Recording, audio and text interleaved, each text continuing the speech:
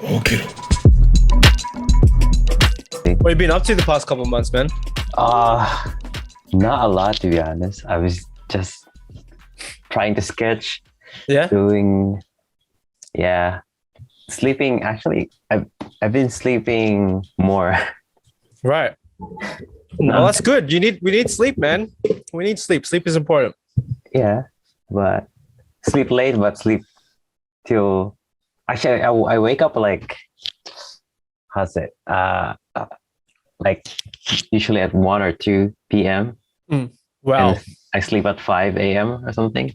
Wow. Whoa, that's a bit of a night out there. Yeah.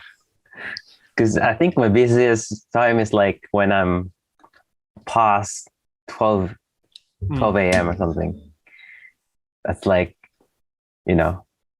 So when you say you're busy, is that your prime time of creativity, or it just happens to be that I wouldn't say creativity, because like now, because it's been like being creative. It's like a work, like it's hard to maintain that kind of drive when you're creating something. Like, oh, I don't want to do this anymore. I just want to give up in the mid of it. You know what I mean? Yeah. So I haven't been doing that because like it makes me feel like, what is it? Like I just don't want to do it. Well, that's the crazy thing is I heard that when you don't want to do it and when you're bored, especially doing creative stuff, that is when your creativity is tested the most. And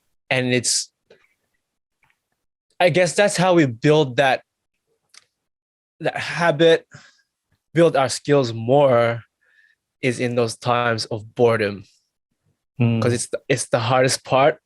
It's the hardest time to do anything because we're not entertained and it feels like a chore to do, like even when we do any type of like design stuff, right?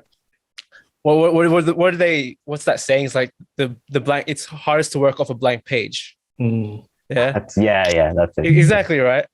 But it's when you start, that's why they say start doing something, write whatever, if it's just random words, if you're writing, draw random circles, draw whatever to get your mind starting to become active. And because the more we dwell on oh man, I'm bored, I don't know what to do, I can't think of anything, that's when it's like we're feeding our mind that energy already. And then that's how it becomes that chore. Like boredom is so necessary for creatives, man. So do you feel like you almost have to force it to, like, if you have that block or the writer's block or anything like that, you have to force yourself to put it into action, anything.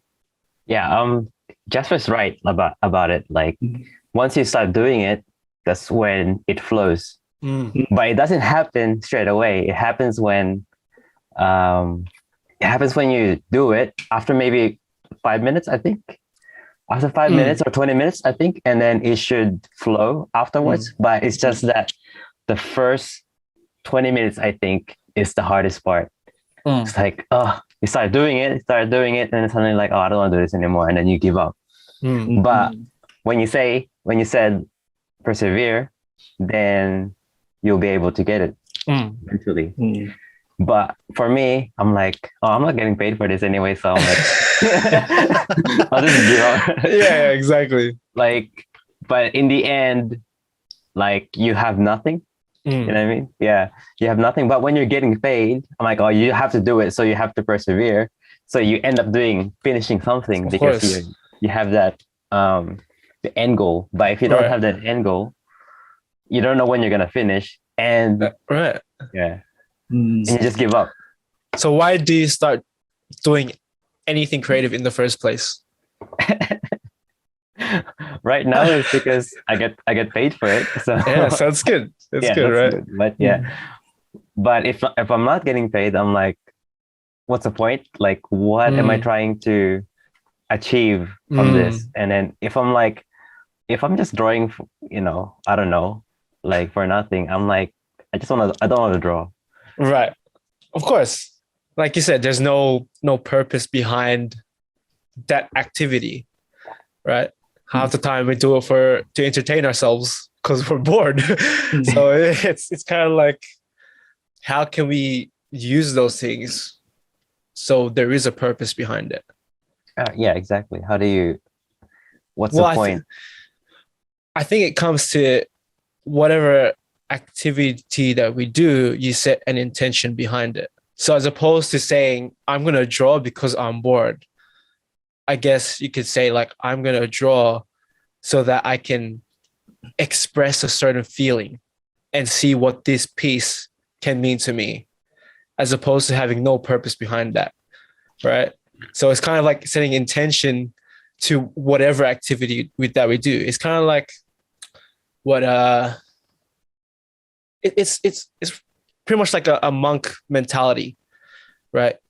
Every action we do has a certain purpose. Other than that, what's the point of us doing it? And if that purpose is for us to give time to ourselves to relax, to have self-care, or to be entertained, be entertained by the action that we're doing. Right. So as opposed to me just drawing, oh man, I'm so bored, I don't know what to do. Like, let's see, like, I want to entertain myself in this action right now, in this creative moment. And then, like you said, you might not finish it, but you can come back to it and be like, what was I doing here? And then maybe I can fix it again. Like there's a lot of writers, some of them use like illicit drugs, stay up late, drink alcohol, and that allows them to create things freely without judgment. And then when time comes, they can come back to it and be like, what the heck was I doing here? What was I trying to do? Right. But there was an intention behind it. They intended to write something, to put words on paper. Right. I'm actually curious. Oh, sorry. I was just gonna say, I was just curious about, how these writers or these artists, they have these mental blocks, and so they do have these extra little things to help them get out of that those blocks. Do you reckon? What do you call it? Well, what is the thing that actually stops you from? What is the thing that stops you from having that creative flow? For me, is neck pain. Back then, we're getting old, guys. When you're drawing, you're looking down, right? And then you're starting getting the pain. I'm like, I can't. I can't last another hour.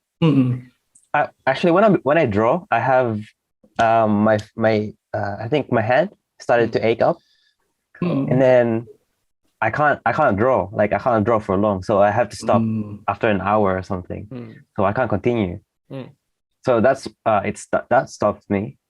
But that's why I use right now I use like Illustrator or something to draw something. Well, with a pen, it's hard. Before I can do it for hours. So when you say for hours, you're doing it for 3-4 hours. So before I used to draw for like, I think usually 6 hours. Wow. Or more. That's straight? Yeah. Yeah, straight. Oh and my when I used gosh. to paint, I paint the whole day. So I only take a break when I want to eat. And then, but the rest of them is just doing that. But now I can't do it because it hurts. Yeah, I can only imagine doing it for 6 hours straight. Yeah, hands are definitely gonna cramp up at some point. Yeah. Especially when doing animation, you have to do kind of like the same, like, motion.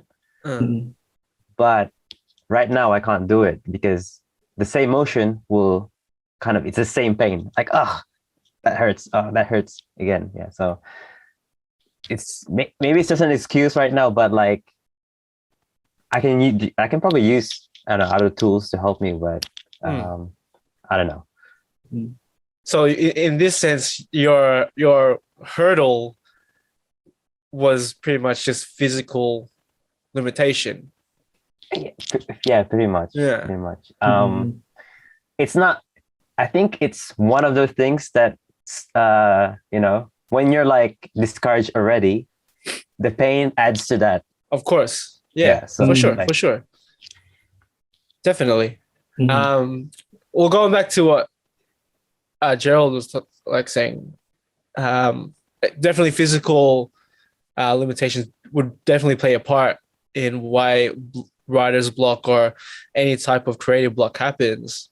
I think one main thing is we have an expectation of what we're writing that it has to always be this certain standard. And because of that certain expectation, that's what holds us. Because imagine, I know I'm guilty of this. Like when you're writing something and you read back, it's like, oh wait, that doesn't sound good. Delete everything. And you write, and then it's like, oh wait, doesn't sound good. Delete everything. And then you end up with a blank page because you've deleted everything. Yeah. So what I've started doing is like my notes now are just like massive, just trying to write like one paragraph because it'll just be like, da da da da. Wait, that doesn't sound right. And I'll do another like, what bit from here can I take and put it back in this one? And it'll be like, so I'm not working off an empty page. I'm working off things that I've written and then going back and forth to it. And that helps me prevent block. Like seriously, like it's I'll probably get a lot of hate for this, but block shouldn't even happen when you have a purpose in front of you, when there's a purpose and intention for something, right? It's when that purpose and intention isn't big enough and we're focused on how the feedback and outcome is going to be received. That's when that block happens, in my opinion, right? That makes sense. Because of the expectation. Yeah. What do you think, Gerald?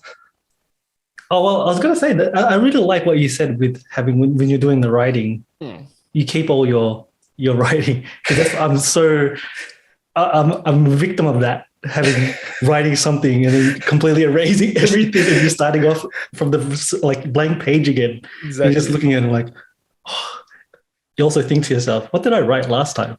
Yeah. What was it that I actually wrote before, like 5 minutes ago? So having that, like, and just doing like iterations of that same thing, I really like that. That's yeah. But yeah, I agree with you. Like having that certain expectation that I need this to be perfect. Or yes. You gotta, if you feel like, I'm gonna send this to someone, it's just a draft, but I want to impress them. And, like, I don't want to show that I'm dumb or anything like that, Exactly. Like, oh, I'm not using the right words. I'm not using big words, or my sentence structures are completely off. Like, you have that thing that you don't want to show other people, or even yourself. You have that expectation on yourself. Yeah. Yeah. So I think it's that expectation of yourself. Of course. And like, I do the same even with design stuff, like when we're doing a new design for our shirts or any logo, like what I do is I have like the one idea, and then if I make a certain change, I get so scared that it might get deleted. So I always make a copy, and it'll just be one change that happens. Like it'll be a certain scale. And I'll say, oh man, wait, I want to make this change. And I'll copy that one. And then, I'll just have a whole page of just a bunch of ideations that have minimal changes to it. But I see it there, so I prevent myself from having a blank page, and it stops me from that potential block that could happen, right? So, yeah, what you end up with is a big file. You do. It's really bad. It's really bad. But no, I do that too. I do the same. Yeah. I just find it better because then you just have that whole page of inspiration already, It just removes that, like what Gerald said, like, oh wait, what was this one? What did I write here? Or what was the ideation from this previous design that they might have liked that I can put on this one? As opposed to me having to look back at everything and thinking and trying to remember it. That memory is out of my mind, and I can just use the file for reference, Yeah. Oh, there's one thing I do at the start. So I have a notebook, like sketchbook. Yeah. So I just scribble down what my ideas and stuff like that. And if I like something, I put it in the computer. But is that if there's nothing there, like on my note, like there's a lot of things that I can write down, right? But I think what stops me when like I'm writing this, like this is all useless. My standard for it has like changed. Before I was like, oh, this is good. But I think my standard for what I need, to move on from becomes higher. So I end up not doing it because like, oh, it's not good enough. I'm not gonna continue with this. Kind of like that thing. Yeah. And that's something not only in just creative realm. Anytime we want to raise the bar and raise the standard, one of the most difficult things is having the expectation that because I have a new level, I have to always reach this new level. And we're too afraid of it because we're so comfortable with the level before. Right? And that's, there you go. Sorry. So how okay, with your designs, yeah, how do you know that it's ready? That's the thing. It's hard. It's kind of like a feeling, right? It's an intuition for yourself. And it's good to have Gerald there as well, because then we can feed off each other's energies and feedback. So with the latest design we did, it was hard, man, because I want it to be special because it is our second anniversary, and I want to still maintain that philosophy, the design philosophy that we started with, right? Have a message behind it. Don't be like overly loud. But it took like 3 weeks for me to change a specific design because I was so lost in it. I felt, man, there's something missing here. We need to add something. I just couldn't figure it out. And every time I was adding things and I was like, this doesn't seem right. Nothing's adding up. And only recently, when I went back to it and reflected on it and I found some inspiration, I finally made the design. I could feel it. This is done. But the thing is, we can always do something better. We can always want to add something more to something. But the more we think about that and have nothing to deliver, we're not going to get there. Right? Yeah. That's like the iPhone. It's constantly being updated. You have constant updates to it. It's never ending. It's a never ending cycle. But that's something we can always continue on. Like design logos, you can change that as well. But at some point, you're just going to have to deliver something. But whatever you do, just take pride in it and be happy of what you achieved. Obviously, you're not going to deliver something if you're not happy with it, right? That's why when we had that design, it was ready. We were satisfied with it, but we weren't happy about it. That's why we had to. It pushed us back a while because we had to make those changes. Yeah, and you kind of know when it happens. Oh, for me, because Jasper was the one that's designing. But when I saw it, you know how you have that feeling like, oh, this is ready, man. This is ready. Yeah, it's like, yeah. I guess it depends on what perspective, or like if you're the designer. Because if you're the designer, you always want you have this pursuit of perfection. Well, because obviously, like you can't ever achieve perfection, especially with art, where it's so subjective.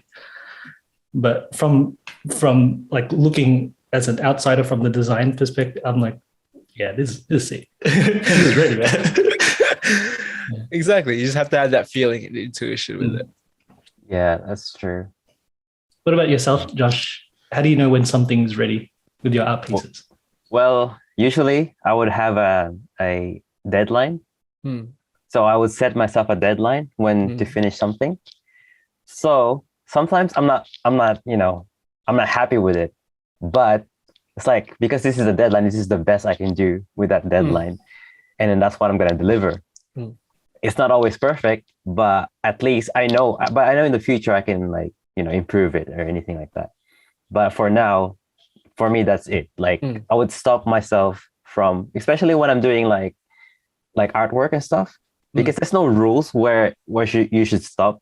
It's just Exactly. that if you want to spend more time to it and make it better, you can, but you don't have to, because like you just have to step back and like it never ends. Like you can keep going to it if you want, but if you don't stop, it's not going to be finished. So I just tell myself, okay, like don't mind the mistakes, just focus on what's there. And if people criticize it, like take it, and then you just move on from it. Make another one better, don't make the same mistakes, but at least you're done with that. You can start with another project. Interesting. So I'm never finished, to be honest. Yeah. Very interesting. Artwork is never finished. That's all you're saying? Artwork is never. Yeah, like design, artwork, because there's always, like you said, there's always, you can improve on, right? So it's never finished. What's your definition of finish? Is it perfection or what? What is it? When something's finished. Yeah, I don't know. When something is finished in terms of artwork. I don't think you can define, because it's not like a linear. It's not a linear thing where you, I don't know, building a house or something, or even that. I don't know. Filling up this cup of water. I know it's finished when it hits the top. It's not. Yeah. Yeah, that's true. There's like no absolute finish point for creative things, right? Because you could, with a painting, you could always make, I should have added this little touch there. I could always add this little bit here. It's gonna take you forever, right? Huh? It's gonna take you forever. Exactly. Yeah. That's why I think it's an intuition. It's a feeling when we believe, I think it's done. Obviously we could, like we said, we could keep adding to it, but once you feel it, you just know for yourself. For yourself it's completed. I think it's more that if you're satisfied with it, you're done. Yeah. It's not like, if other people are, satisfied with it. Because sometimes when I'm not finished yet, and then they say, that looks good already. I'm like, no, it's not. Yeah. I'm not finished yet. Exactly. Because you know in yourself when it's done. Yeah. You're not satisfied with it. Like, exactly. So it's that satisfaction. That's, I guess, what we're trying to achieve, right? As creatives. Yeah. What do you call that? Like there's a gap, no, not a gap, but like not a moment. A period in like creating something. Forgot the word for it. Despair. Sorry, a period of despair. Right. Artists, yeah. It's that. It's after the start, in the middle. It's in the middle. The valley of despair. So the period of despair, yeah. Yeah. So it's like before you finish and like in the middle. That's the period. It's like when you're like want to give up. Because it doesn't look good. It doesn't, it's not what you expect. And then you just want to give up and want to throw in the bin. That part. Yeah. Have you had that? I know what it feels like to be in the valley of despair. In like a business sense, right? So there's it's like that graph. It's kind of like this. It's like that. You get the what's it called? What do they call it?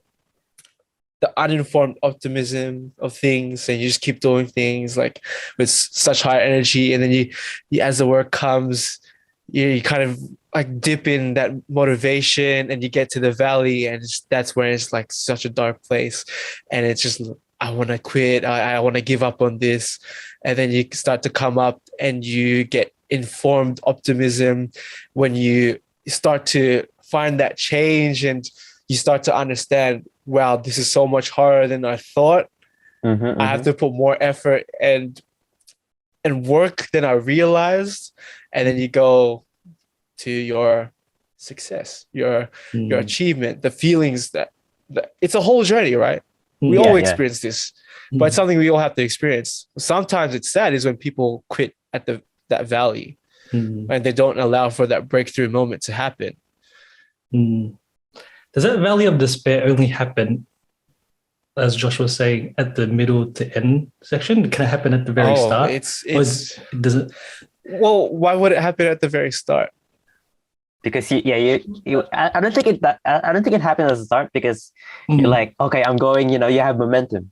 Right? I think what it could be is that this valley will come and go. You as you journey, it'll go like this. It'll go up and down and up and then back down. Like it's just such it's peaks and valleys of life with everything,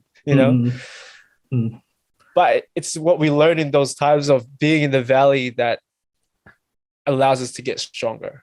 And that's why I love that the question, is, can we really achieve growth through suffering? And I personally do believe like suffering it's something we have to go through. We can't avoid that. It'll happen in our lives no matter what. Yeah. Yeah. That struggle, that suffering. Exactly. I like to see it as we either choose the suffering or the suffering chooses us, right? That's why that purposeful suffering, if you put yourself in those situations when, you've built that with intention, you're putting yourself in that situation. It's like what David Goggins does, right? He goes on freaking ultra marathons back to back with broken toes and he still does it to see how much he can push his limits. And that's purposefully suffering for him because he wants to see how much he can go. He wants to see his full potential. I think that's fun, That's fun? Have you done like long distance running? It's not fun. No. What I mean is like pushing yourself. It's fun. Oh, of course. But not, I don't think I can do marathon. With a broken leg, broken ankles, broken everything, man. I think it's the feeling afterwards, right? It's like, oh, I've done it. I did it. I think that's the point, I guess. It is. Well, I think I also when we did that challenge, Gerald, I realized something. I hate running. I love the feeling after running. Yeah. Because let's say that one time I did that first time I did 7Ks straight. I got home from work and my knees and my whole legs are like gone. And I didn't want to go for the run, but I decided to go for it to see how much I could push myself. And I did that 7Ks, right? And that was it. When I got home, I said to myself, wow, this feeling is amazing. But I hate the process of running. I love the outcome. And that's why it comes to the point of having, do I want to reach the outcome? Do I want to fight for that? Or do I want to have an easy process, but it won't be as gratifying and I won't be as satisfied when I achieve it at the end? Oh, I was just going to say, what was the one thing that pushed you through that?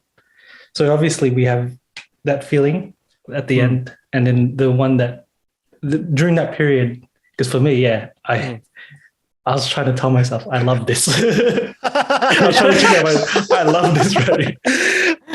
And I really wish I read that David Goggins Can't Hurt Me book beforehand, because I probably was in the wrong mindset throughout the whole thing. That's why I really struggled. Yeah. But what was the one thing that for you during that run, even though you hated it, what was it that pushed you through? Okay, so with that, the words of affirmation that you were talking about, I had a conversation with my friend yesterday about this. And the things with words of affirmations, they're not going to work unless we believe it. If we say things in the hopes it's going to work, we've already had that disbelief in it. So for me, I didn't say those things. I was saying, man, my knees hurt right now. Everything hurts, but I'm going to keep on running because I want to be able to finish this run as best as I can. I know I might suck. I might not. There's gonna be periods where I might have to walk, and that's fine. But I'm gonna finish it. I didn't say I liked it. I didn't say I loved it. I just said what was the honest truth in that moment. And then I got to a point where it was like 3Ks, and I was saying to myself, how come I can still keep going? You know, why am I still running even though everything hurts? Right. And I started questioning myself, how are you doing this, man? And I realized I had to keep talking to myself to distract myself from the feelings, the physical pain that I had. So one thing I heard from one of my mentors, because he used to do ultra running, right? He used to do like 100K runs.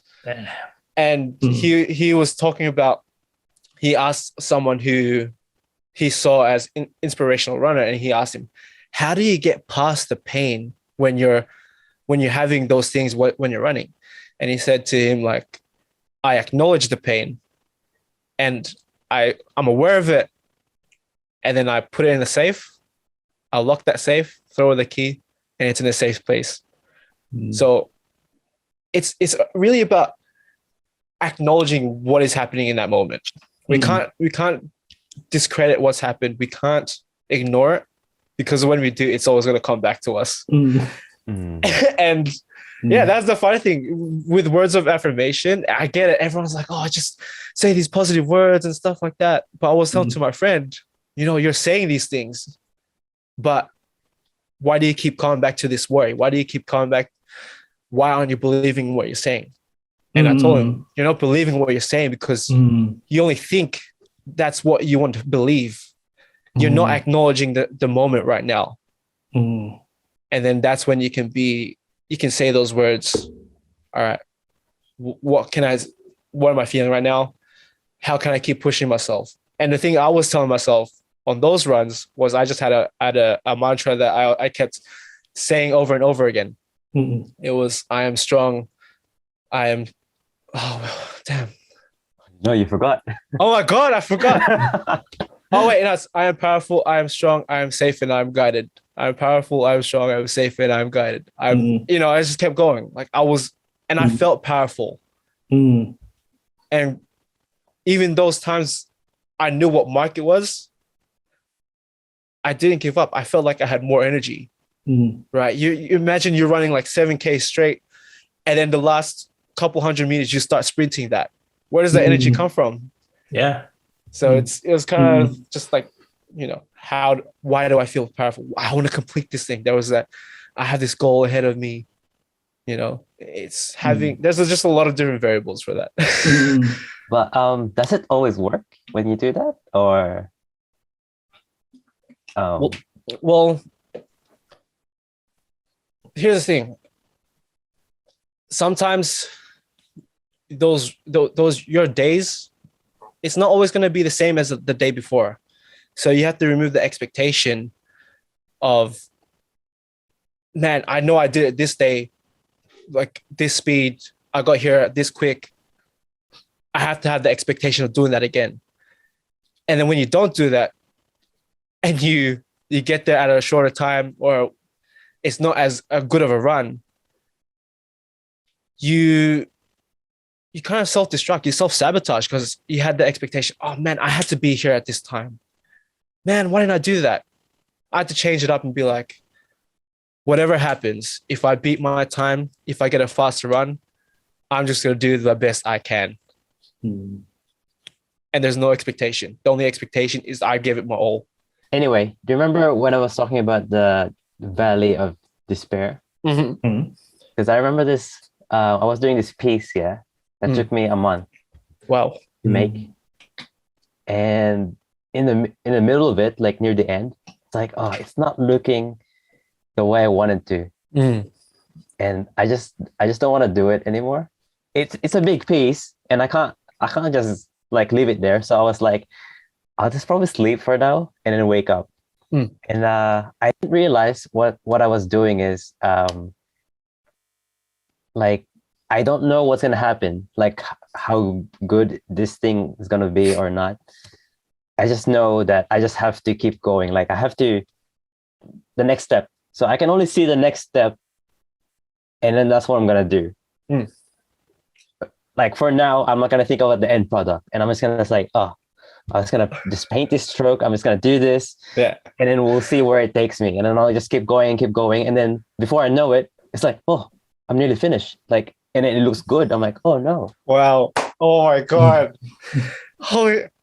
So the same when I was doing my for example ab workout, right? Yeah. I was like, I have to reach 120, but then I was like in 70s. I'm like, oh, I want to give up now. Mm. And then what I kept telling myself was like, okay, all right, I just have to do 70. I just have to do the next number next to it, like the next step. I have to just think about it, and the next thing I know, I'm in like 119. But that's all. I just have to think about the next step, and then I just have to do that, and then and then eventually you reach the end. Yeah, and that's it. Well, I really want to come back to this because I had that same realization the first time I did that 7-kilometer run. I did have those affirmations with the first time I completed it. The first time I did that 7K run straight, I got to a point where it was like 4 or 5 Ks in, and I started to get really tired. I wanted to give up, like physically. I was going to break down. But then what I realized, I always had this goal of reaching this certain point, but it was so far ahead.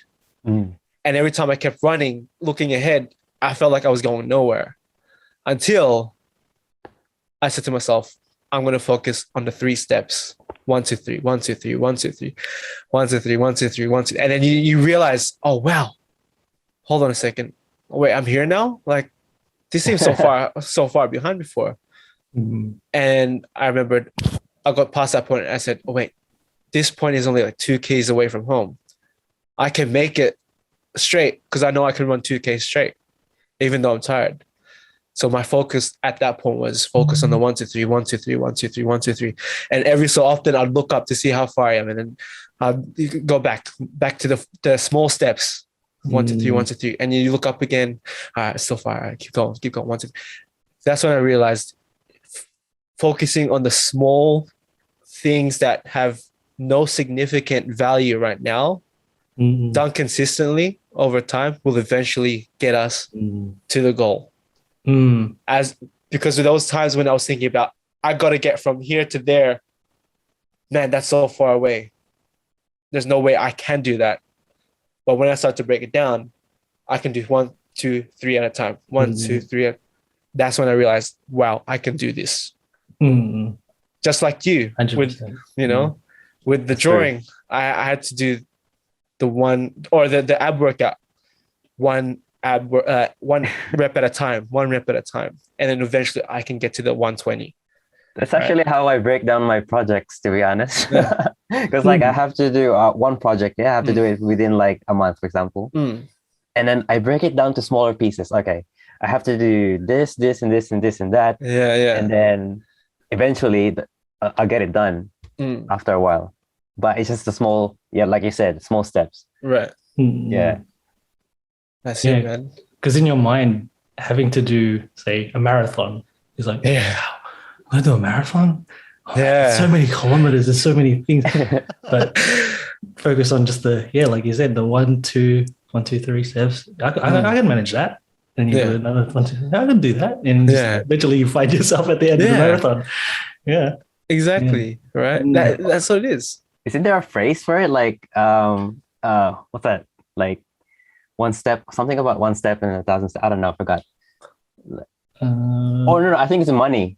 Like you can.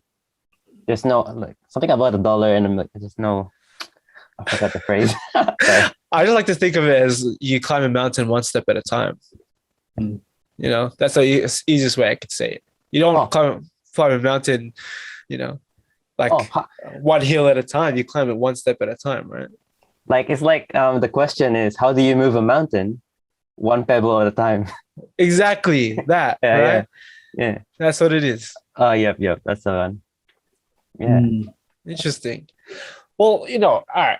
What about you, Gerald? How do you get yourself out of those times when you're feeling in the valley of despair? Yeah, when you were saying it and you were mentioning it to be at the end. So when I'm doing my creative work with video editing or anything like that, I always find it to be at the start for me. Really? Yeah, that's why I was like, oh, it doesn't happen because Oh, for wow, me, that's interesting. normally my trajectory is like, oh, I don't know what to do with this. This is hard. What am I going to do with this footage? What am I going to? And then eventually, the one thing that always gets me over the hump is like, okay, cool. I found this like mad song, Right. music or anything like that, or finding that one piece in your video that, oh, okay, this is gonna be the thing that's gonna push everything, and then you eventually like put all these pieces and I don't know. For me, I put these things together. I was like, oh yeah, I get hyped up about my the work a little bit more and more. So it's the very start for me that I'm just like, I can't figure out what exactly I'm gonna do with this. Yeah, I think go this direction. Yeah, I think I know what you mean about the start. Because when I do my video editing as well, it's the start that is the most the hardest to get. After the song, after you find a bomb song, then it's good. But why do you think that is? Why do you think that is? Because from this sense, the way I was thinking it, because it's a different kind of format for creation. It's not like a drawing or a sketch or like an art piece where you can start with the rough edges and then that's your guide. And it's not like a writing piece where I can just put a bunch of words that have potential meaning. Whereas a video it's a hard piece because you have everything there already, but you have to put the pieces together yourself. I think that's where it's hard because you have all the pieces here, but you have to create that into one succinct thing. Whereas when you're drawing or writing, you're creating it from thin air. That's why I think that the start could be so much quicker, and then the valley is a bit harder. But then for you guys, the valley is like so much harder to start, and then it gets quicker at the end because you've already started to build the pieces together, and it starts to look like something. Yeah, I think having the pieces already, and then you're trying to put this puzzle together. But that's kind of interesting because I think with video editing, you kind of come in the middle of the project. Yeah. So the filming is the start. Even before that, all the brainstorming and all that stuff happens before. Yeah. And then the filming, and then you kind of come at the end because you're the editing piece that puts all the pieces together. So if you look at it in that way, you kind of are the middle and the end. Yeah. True. That is true. I don't know. Because you wouldn't have the images without you having to do the video at the start. Yeah. Or even the brainstorming and all that. Brainstorming. Yeah. Sure. Interesting. So, I didn't think of it that way. Yeah, that's how you do it. So us guys here, we have creative backgrounds. What do you think is something creatives are struggling with right now, especially in these times? I think creating content, I guess. It's like every day it's the same. You don't know what, it's like if you're at home the whole day, there's nothing really interesting happening like that you can share or you can, have inspiration from. Therefore, you have nothing. I think that's a struggle. Or is it we fail to see what is exciting about our life? Yeah, that too. Because one thing I had on Friday, it was my birthday, right? And I just woke up and I was on the way to work. And I was like, man, I'm 26. Right? But then I changed the way I said it. Man, I'm 26. Like, it's the way we perceive the things that we have that can make our life more exciting. I was saying, man, I've got a business. I said, man, I have my own business. Man, I have a job. I'm working. You say it with that energy and excitement, and you realize why would I be complaining of what I don't have when I should be being appreciative and taking absolute gratitude with what I do have? You know, why is it that people focus on the things that we don't have than focusing on the things that we do? What do you reckon is that? I think it's the easy way for when people say the negative part is it's an easy excuse for them to get away with the stuff they're doing. For example, if you're blaming, oh man, I don't have anything that I can do right now in this house. Yeah. I had it in my mind before when you were saying it, but now I lost it. Yeah, I'll come back to it. I hate when that happens too. Yeah. When you're talking, it's like, oh wait, that just clicks on, and then it comes to your chest. Like, how fun! Like, when I was saying it as well, I was like, oh wait, what am I saying? What's my point? Yeah, what was my point? Hey man, that's why we have to try might stop that.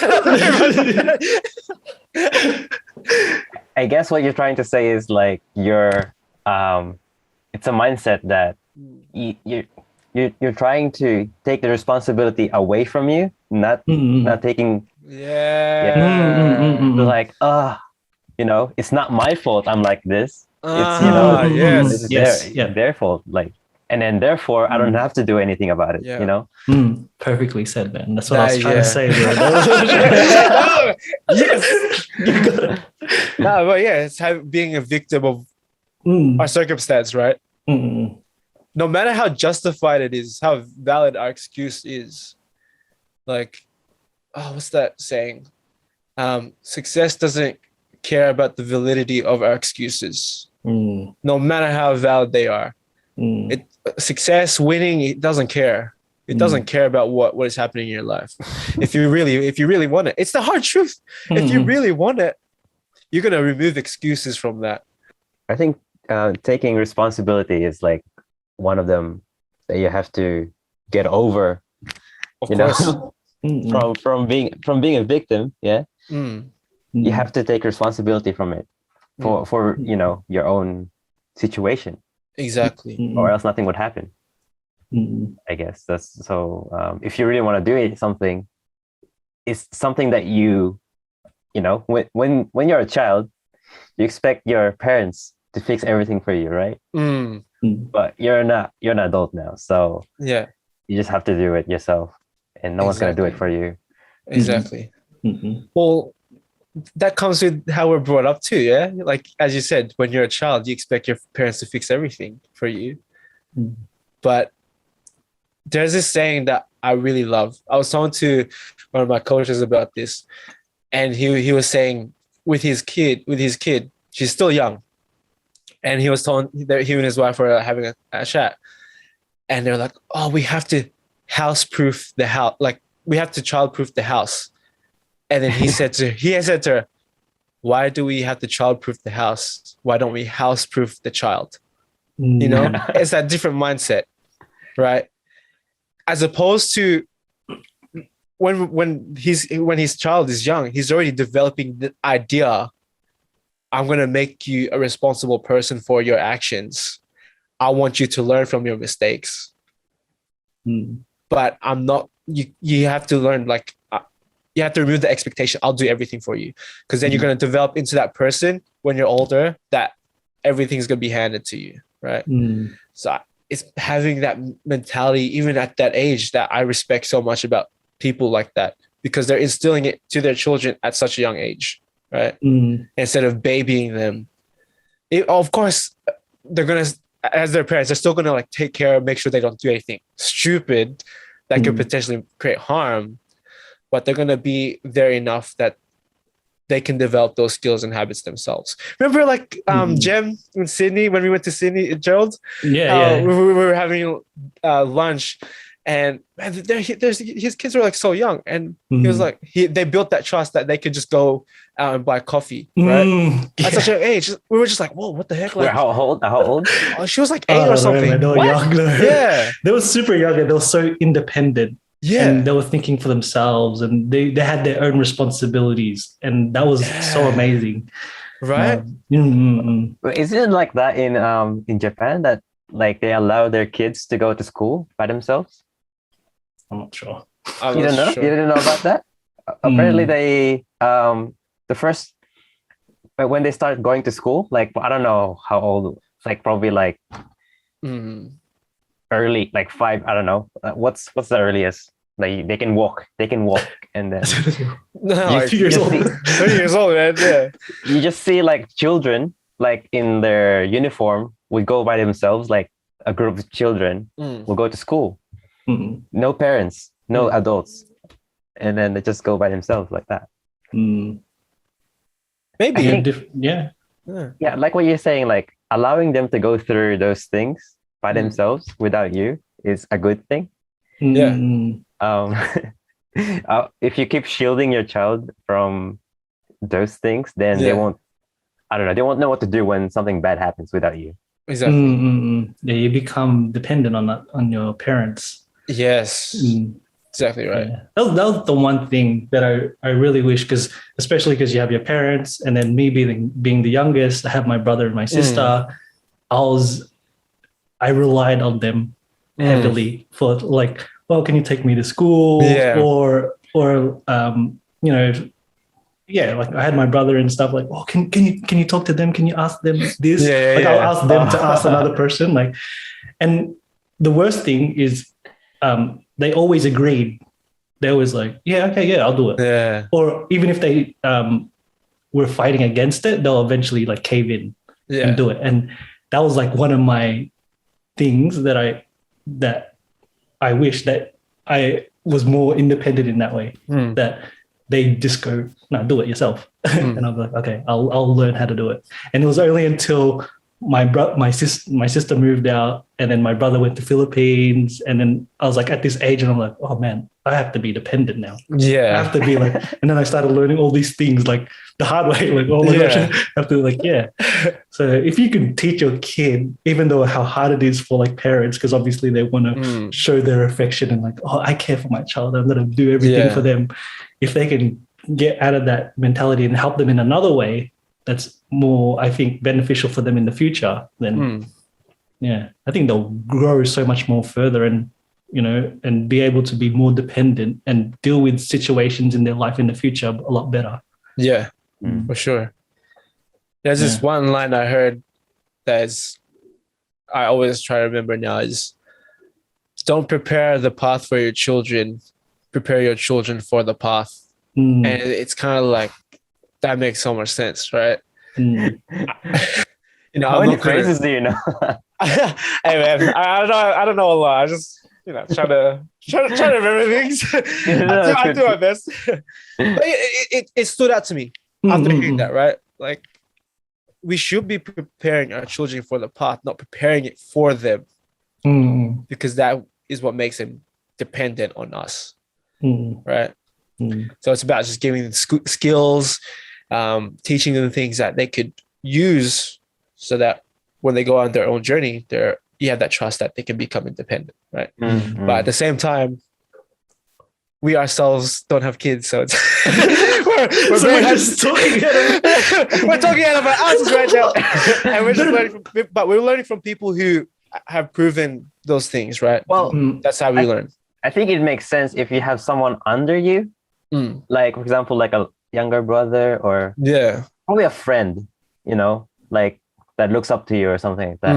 I mean, this can apply because or maybe your girlfriend or boyfriend or something. It's like what I mean by that is like, when there's a stigma, if you love someone, then you shouldn't, like, you should protect them, something like that. Like if you're the man, and you have to protect your woman or something like that. That means does that mean you have to shield them from everything, or do you teach them like how to defend themselves without you?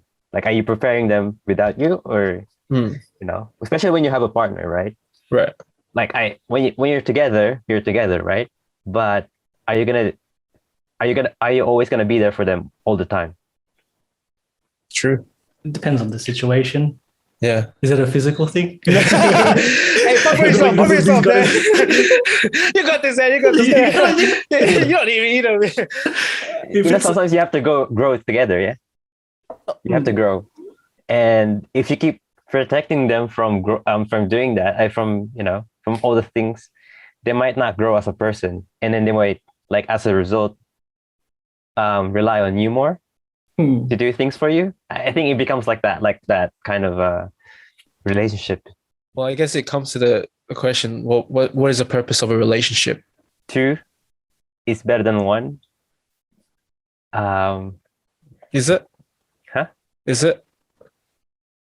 Yeah, most times. Yeah. Most times. Okay, like I think as human beings, we are social creatures, and as social creatures, it's one of our need to be in a relationship. If not, we're gonna lose our minds. I think it's one of our needs to be in a relationship. Like, what's the purpose of a relationship is for our well-being. And if we don't have that, we're gonna be, we're gonna go crazy. I think that's one of the because we were made for that, I think. So why is it sometimes people lose their minds when they're relationships? If they don't have any? No, I'm just saying, like, sometimes you have people who say, oh, just stay single, enjoy being single, don't get in a relationship. I think, sorry. What I mean by relationship is any relationship, not romantic. Like, you don't need, I think you can have a friend as well. Like, that's a relationship.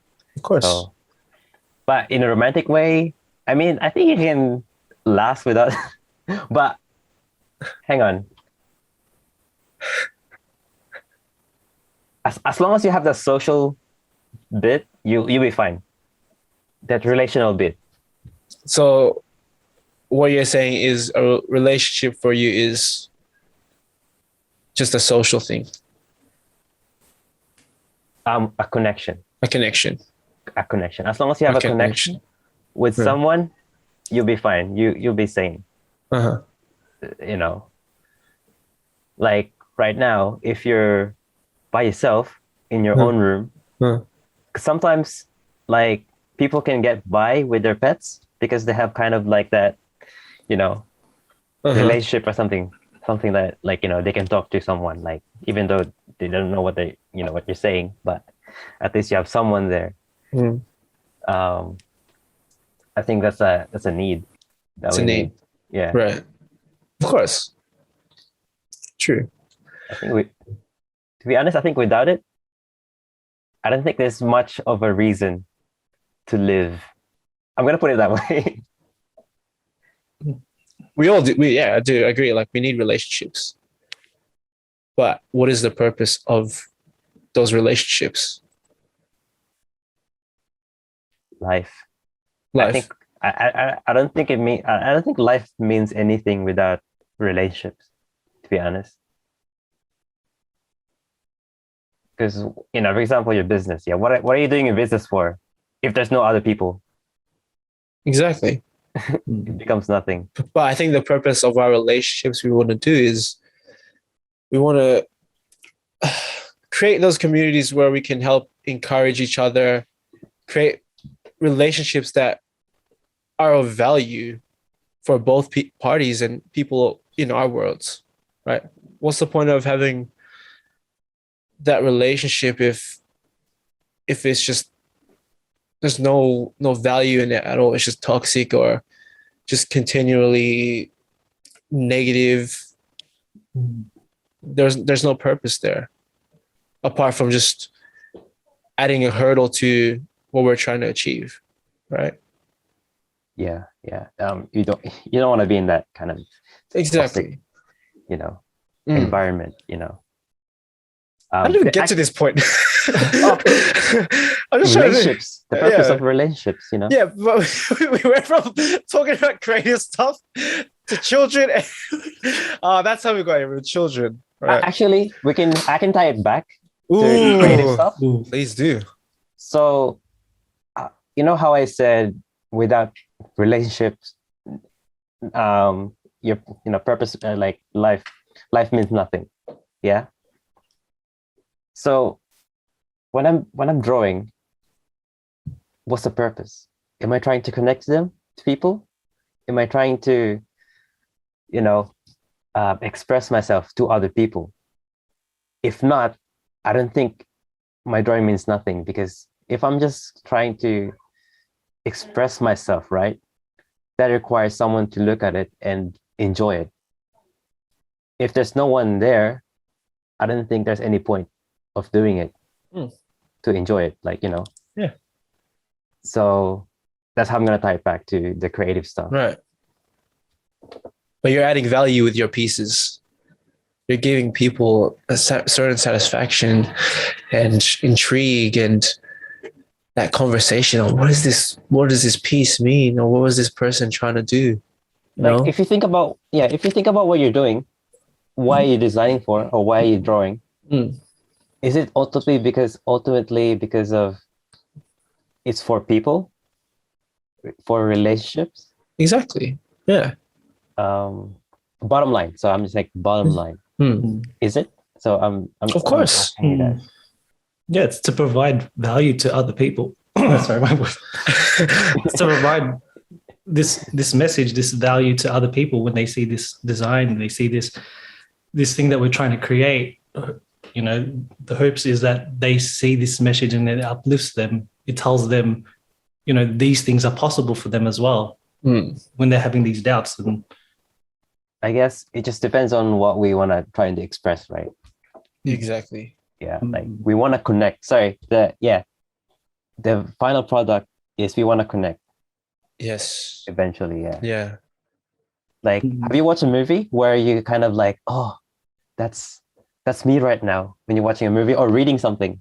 You're connecting with them, with the creator. Exactly. Yeah. So I think that's really, beautiful in a way. For sure.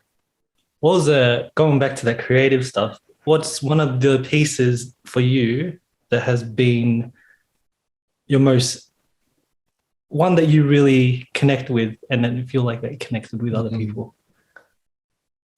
There was one piece.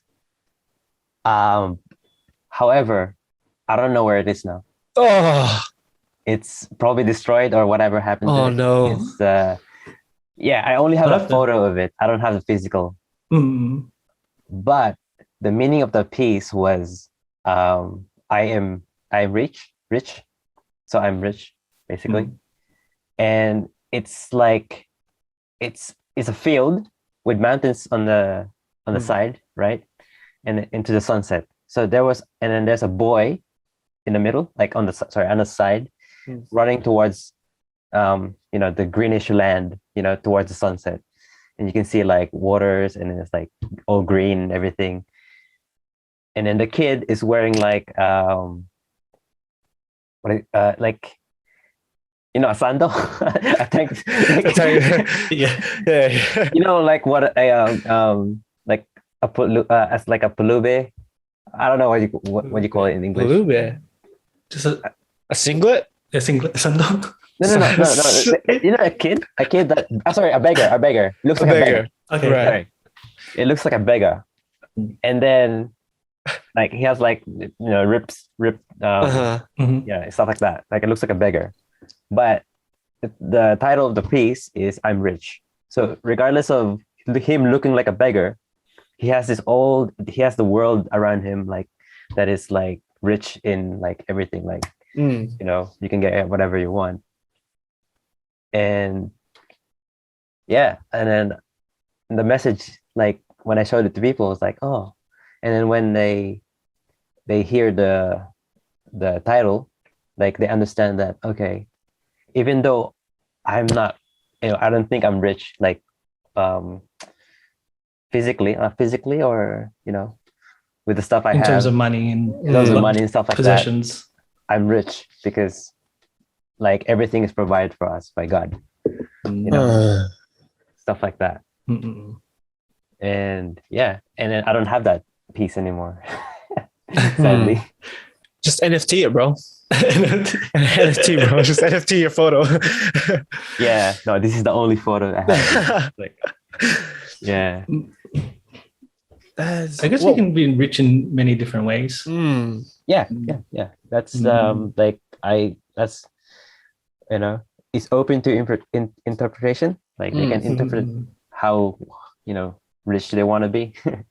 Oh, what happened to the piece? You said it could possibly be in a fire, and yeah.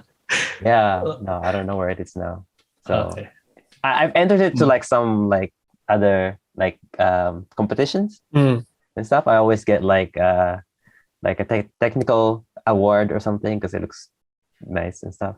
Yeah, but I don't have. Wow. What was the inspiration for you to do that piece? I was in a low, like brokenhearted and stuff. You know, coming back to that, like brokenness, like brokenhearted, like the pain, it's actually a good motivator to make something. It's like, you know, you're in pain, like someone is in pain when they're like doing something and then like doing it well or something, like, because, you know, do we have to be in that place to be that productive? No. Sometimes circumstance, we don't we don't have control of that, right? Yeah.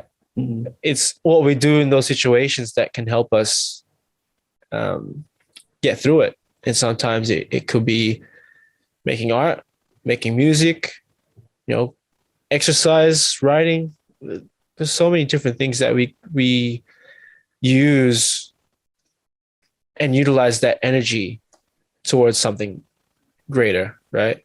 It's unfortunate we experience those things, but in the end, it's what we can do after those things happen. I think it's a blessing in disguise. Those painful, you know, periods, I guess. Because in the end, you know, you're better. Right. When I heard that question, it goes back to, can you be a good artist without the struggle or the pain?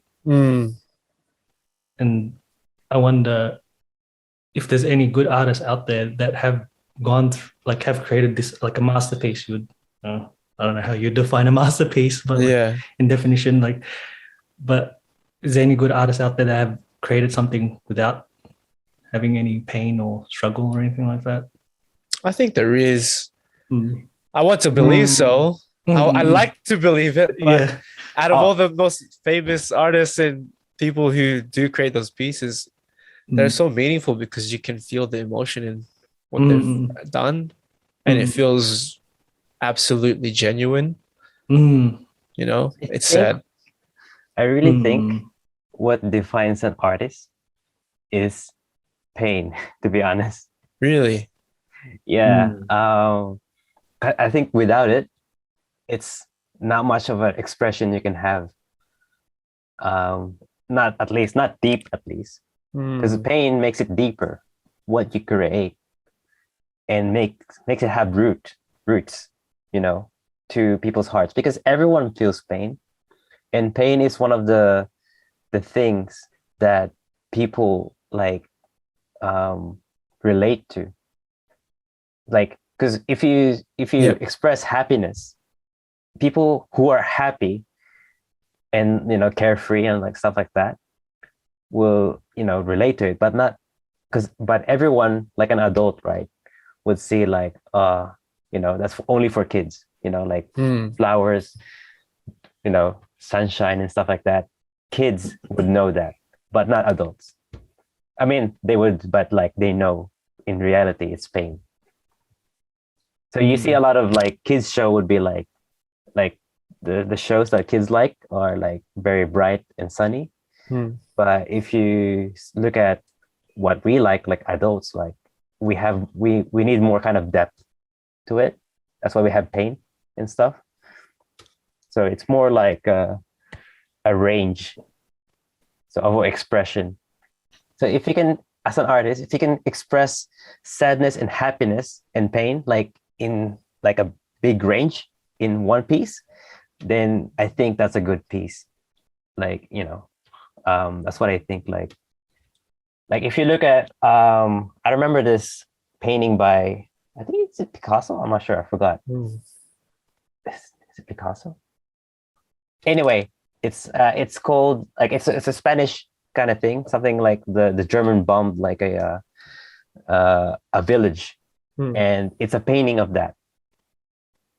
And then you see like distorted figures and everything like that, and it's in like blue-ish kind of tint, and you see like how bad like the scene was, and it describes like how bad it is, and it creates like a reaction from who sees it, like whoever sees it, like, oh, what is this, kind of like that. If you can get some kind of that reaction, like, I don't know, it's almost if you feel that negativity pouring out of the canvas, just having that, and then it affects yourself. Is that what you're saying? Yeah. Have you heard of anything like, for example, a poem? Has a poem or a song made you cry, right? Is it always, has a happy song made you cry? Yeah. Yes. Yeah. It depends on the moment, but yeah, definitely. It's happened. Depends what you're feeling, right? Yeah. Yeah. It's like, it's the expression. As long as you can get that expression out, like from people, from your medium to people, like, I think that's what I would call like a good like piece. Not everyone would relate to it, but if one person, then I think you've done well. Well, I think we think that pain is an enhanced emotion, like Gerald was talking about before, how he said it's just so much easier to be negative and feel pain as opposed to feeling good, right? But one thing for me is I realized that most times now I don't really cry for the sad pain.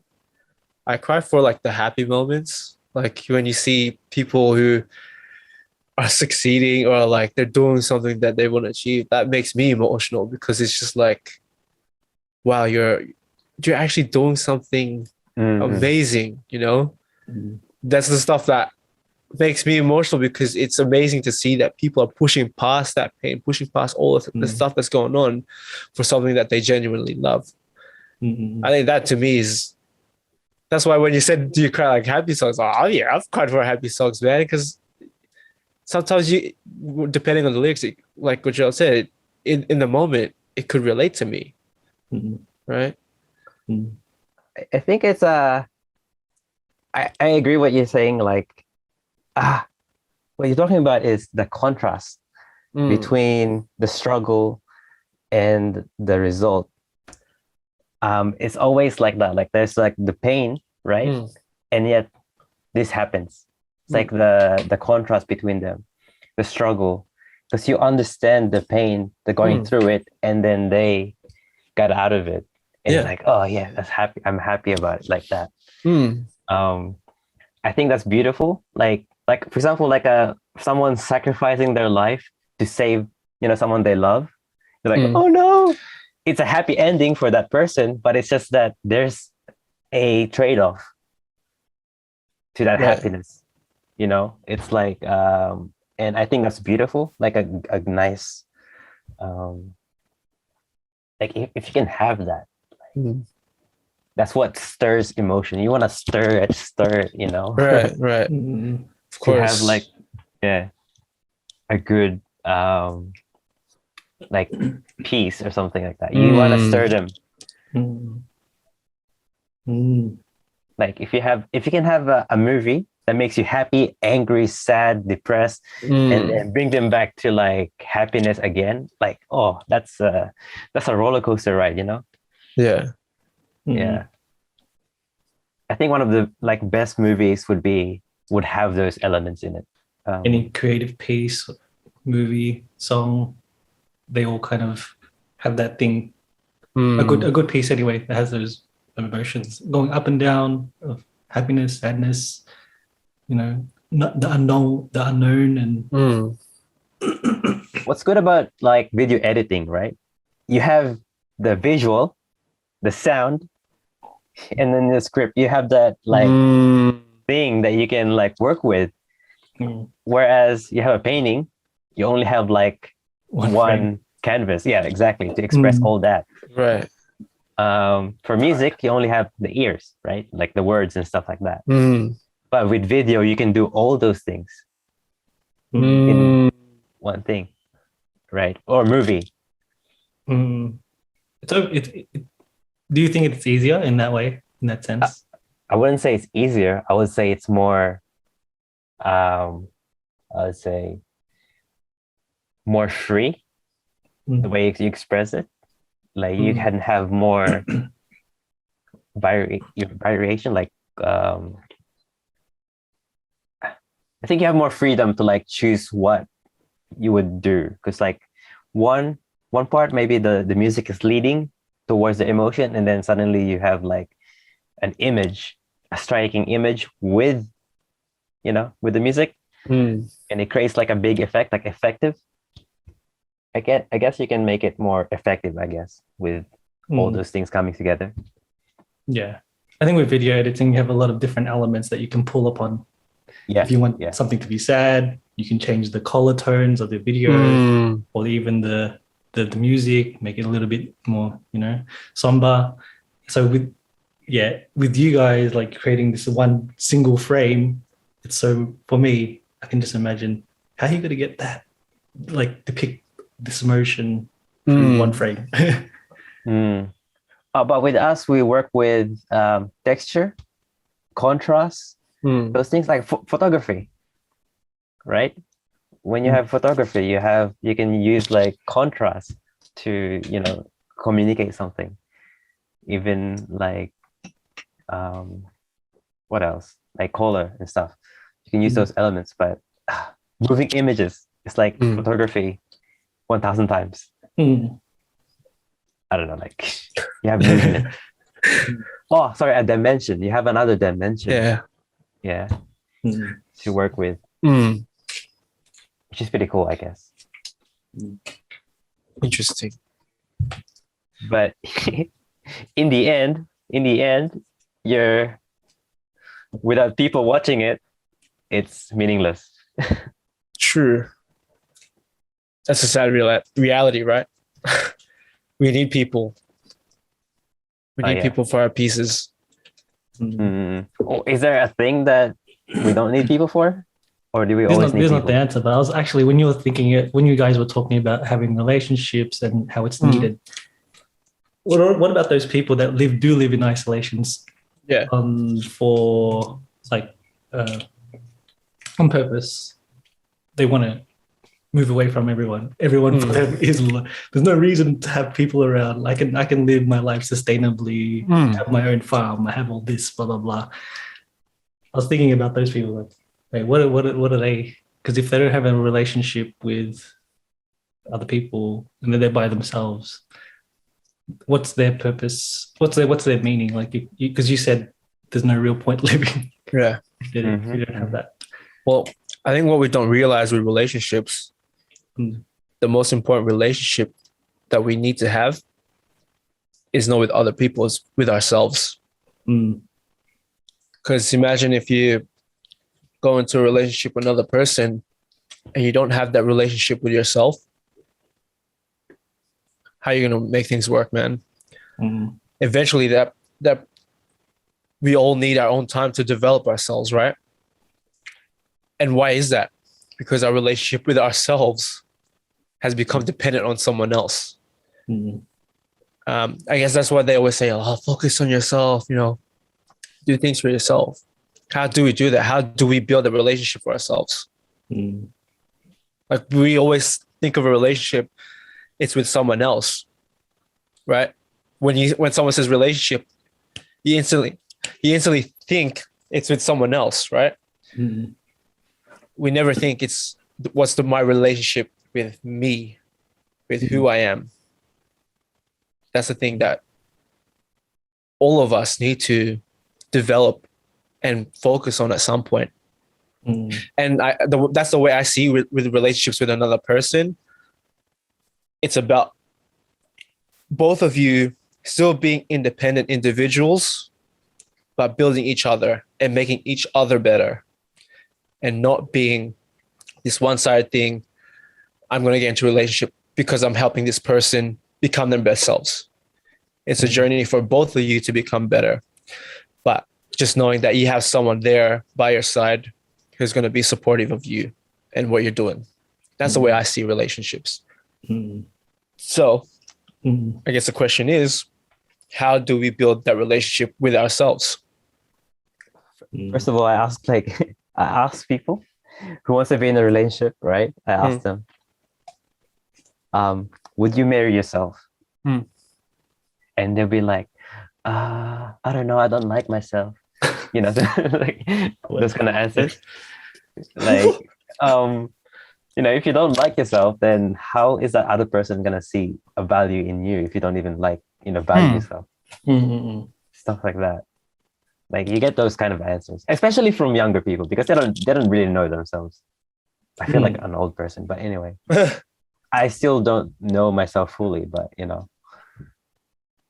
when you have that understanding that you have to kind of accept who you are first, and then you'll be able to know what you can you can do apart from you finding yourself in another person, and then when the person is gone, you lose yourself again.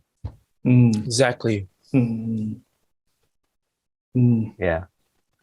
I think it's having those moments by yourself and being really truthful to yourself. And like you said, Josh, like knowing these are the things that about me that I have to accept, but also these are the things that are about me, but do I wish to change these things that are going to make me better? It's having that time alone and then thinking to yourself, you have to really dig deep.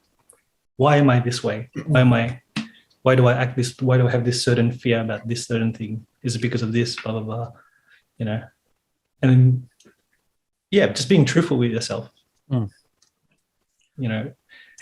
Because I'm reading that David Goggins book, like, if the way you're like your education, you don't feel like you've done enough, tell yourself that you are dumb, like, or tell yourself that you're not as smart as you believe you are.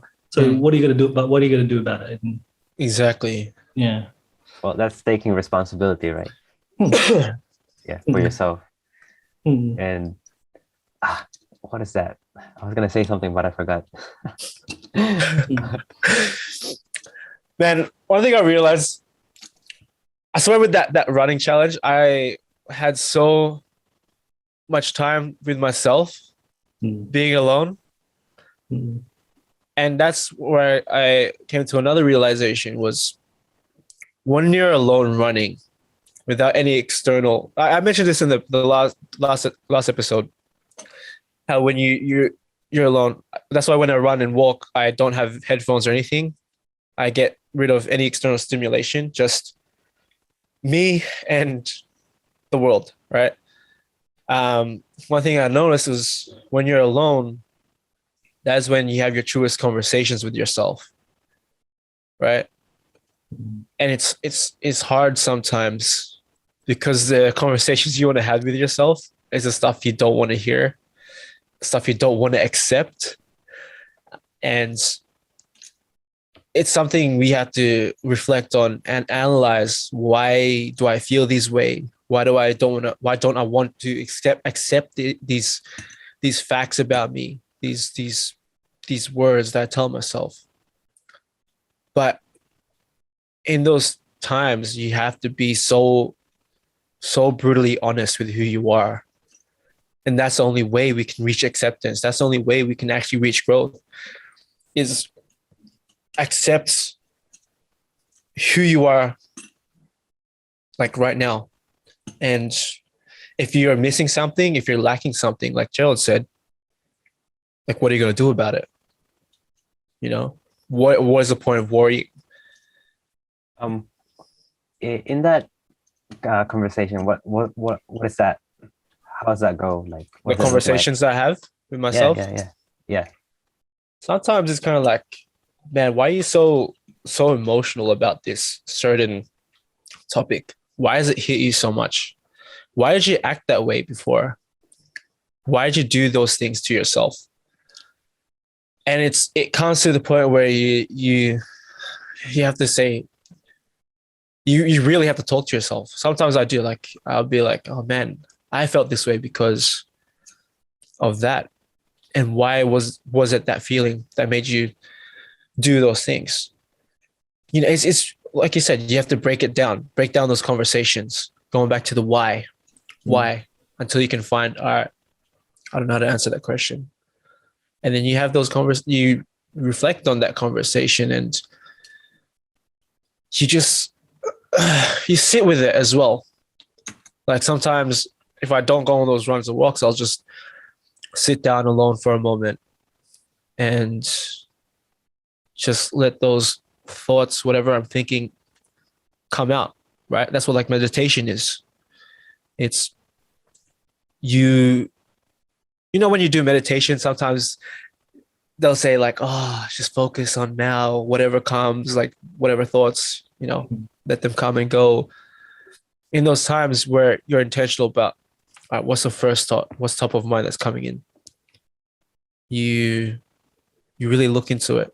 You analyze, all right, I'm feeling this certain way. What is it about this situation that's making me feel this way? And what can I do to not feel this way? Or how can I overcome these feelings? What steps can I take? What can I do right now? It's very reflective. It's just deep introspection on who you are and what you've been doing, you know? Mm-hmm. Or it could be a conversation like, yeah, you got this, you know, let's go, like we're gonna win, you know, like the conversation just varies. No, it's like, I'm just gonna say like it comes down to like your self-awareness about yourself. Exactly. Have you had those conversations with yourself, Josh? Yeah, all the time. I just talk to myself saying like, for example, like if I'm doing a painting, for example, or a drawing or something, I would ask myself, what am I doing? What is this for? And who am I doing this for? And is it worth it to do it? Yeah, I have it all the time. I think there's never a day that I didn't talk to myself. Like, for example, I'm working on a problem, right? I would ask myself, okay, how am I gonna do this? And then I would have like different solutions. Like he would have different solutions. I'm like, I'll just speak from that. Like, oh yeah, how about this? No, how about this? Oh, how about this? No, you can't do that because of this. Oh, you can't do that because of that. So I'm pretty much like bouncing ideas with myself for a solution. But do you think there's a difference between talking to yourself and talking to yourself about yourself?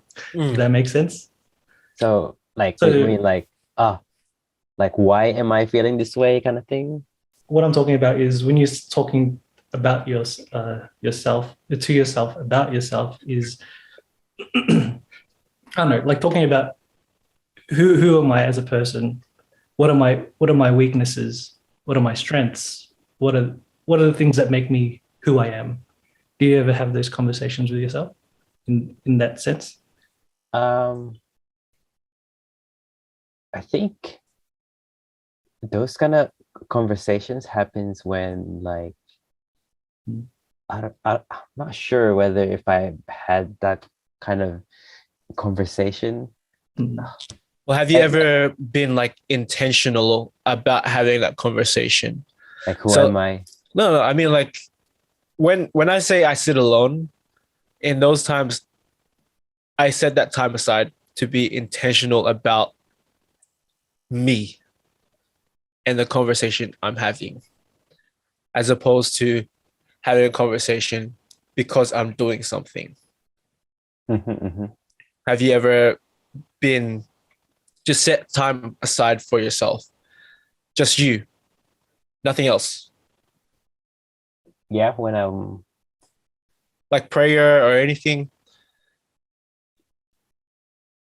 yeah, Because prayers are sort of meditation as well, you know. it's like, okay, like I think what are you trying to get at, like in terms of it's the self-awareness of being, of being of being, sorry. It's like without, it's like your consciousness being conscious of your consciousness kind of thing. What conversation are we gonna get to right now? Because conscious about you being your. Yep. you know what I mean, right? Like No, I do. Yeah, I understand. Yeah. So for me, for a being, I don't know how I'm gonna put it in words, but having conversations with your being or your own like existence or consciousness is somewhat kind of not, I wouldn't say magical, but it would be like, as long as you're aware of of that and who you are, everything else, like everything that you think of, kind of anchors from it, like who you are anchors from it. Because without that kind of being yourself, or the very definition of you, of Jasper or of Gerald or of Josh, of myself, is anchored to that. And as long as I don't think it has like a solid kind of shape that you can like say, okay, this is that. It's more like I think an assurance of, because you are thinking, therefore you are who you are. If that makes sense.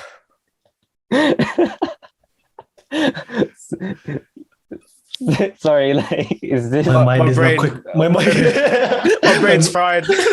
My mind was not quick enough to pick up what you're saying, bro. I'm trying to think about it. I do understand where you're coming from, but I believe there's a difference when you're intentional about your conscious thoughts, because there's a difference between me doing something and then I'm active and then I'm thinking and having those conscious conversations. I feel like there's a difference because I'm being stimulated at the same time through a certain action. Whereas, as opposed to me just sitting down for a moment of time and being laser focused on who I am holistically and really understanding who I am. That's why I believe when you're alone with your thoughts without anything, your truest consciousness will talk to you, because we're so filled with distractions these days. And those forms of activities, they are kind of a distraction, right? Why do you think monks or those type of people, they meditate for hours on end, just alone? And they have so much peace in themselves because they truly know who they are and what they stand for as people and their purpose. That's why I believe there's a difference between having those active conscious thoughts through activity and being intentional about being alone with who you are.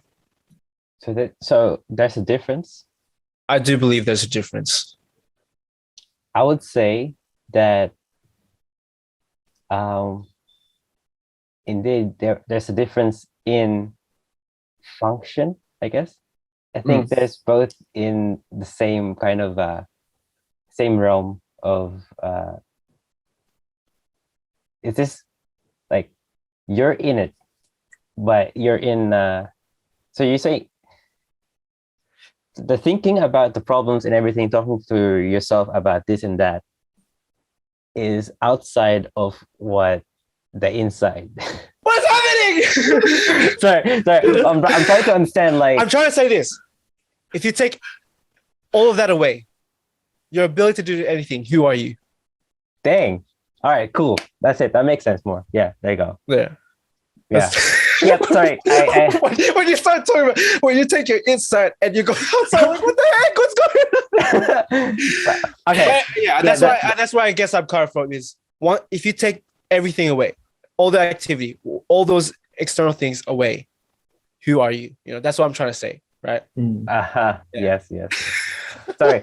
That's why I love talking to you, man, because you have this new perspective. No. I'm saying okay. No. I'm in the right realm. Sorry. Okay. Yeah. Okay. That because I thought about this when I was 13. I think it was. Oh wow. 14. Mm-hmm. It's like I'm saying. I asked myself, okay, if I can't draw, I'm not an artist. Like if I can't do this, then I'm not this. If I can't do this, then I'm not this kind of thing. Then if I take all those away, then who am I? I asked that. Mm-hmm. And that's the question I asked when I was like a teenager. And then now I was like, I think I know who I am. And it's not something that I gave myself a name for. Like it's who God gave me, like who he said I am. Because for me, my consciousness, right, doesn't come from me. Like I'm not created by me. I'm created by someone, and that someone has know who I am. Therefore, who I am is who he said I am. Make sense? I don't believe that your own consciousness can know itself by itself. Someone like God has to tell you who created you, who you are. Therefore, I believe God, who he said I am, I believe. What if those thoughts and that thing that's speaking to you when you're by yourself is God speaking to you? Like the consciousness. Yeah. What if that is him? What if that's him speaking through your consciousness to you? I think in the very definition of my own consciousness, it cannot be God. Oh, really? Why? Yeah. Because I am my own consciousness and I am not God. I'm not saying that you're God. I'm just trying to say, what if that's God trying to communicate to you through your thoughts? I mean, yeah, God can do that. Yeah. Yeah. That's possible. Yes. Yeah. But I am not my own. God is not my consciousness. Sorry. Yeah. Yeah. I never said he was your consciousness. I just think what if you could use it as a tool to communicate to you? Yeah, no, I'm just making it clear for of course. Confusing. Yeah. So yeah, it could be God. God can also do that. Yeah. So for you, you place a lot of trust, all your trust in God, pretty much. Pretty much. Yeah. And that's how I ended up with who I am.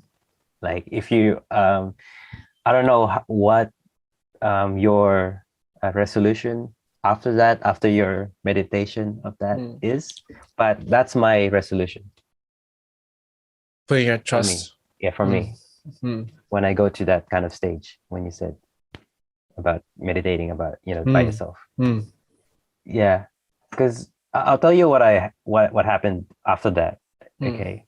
Once I realized that I don't there's no pressure to be becoming what what any other people will say about you. It's only the only opinion that matters is what God says who you are, kind of thing. So how does God talk to you? Sorry? How does God talk to you? Through anything. So I don't say like anything like it's like to be honest, anything, any means that he can, as So it long can as be it a doesn't. sign. It can be your consciousness. It can be. But as long as it doesn't contradicts what he said in his revelation, that kind of thing. Because you have to have the knowledge of who God is before. Sorry, you have to know who God is first before you can know his voice. If you know what I mean, like you have to have that kind of communion first. So, for example, how would you know your mom's voice if you haven't heard her voice in the first place?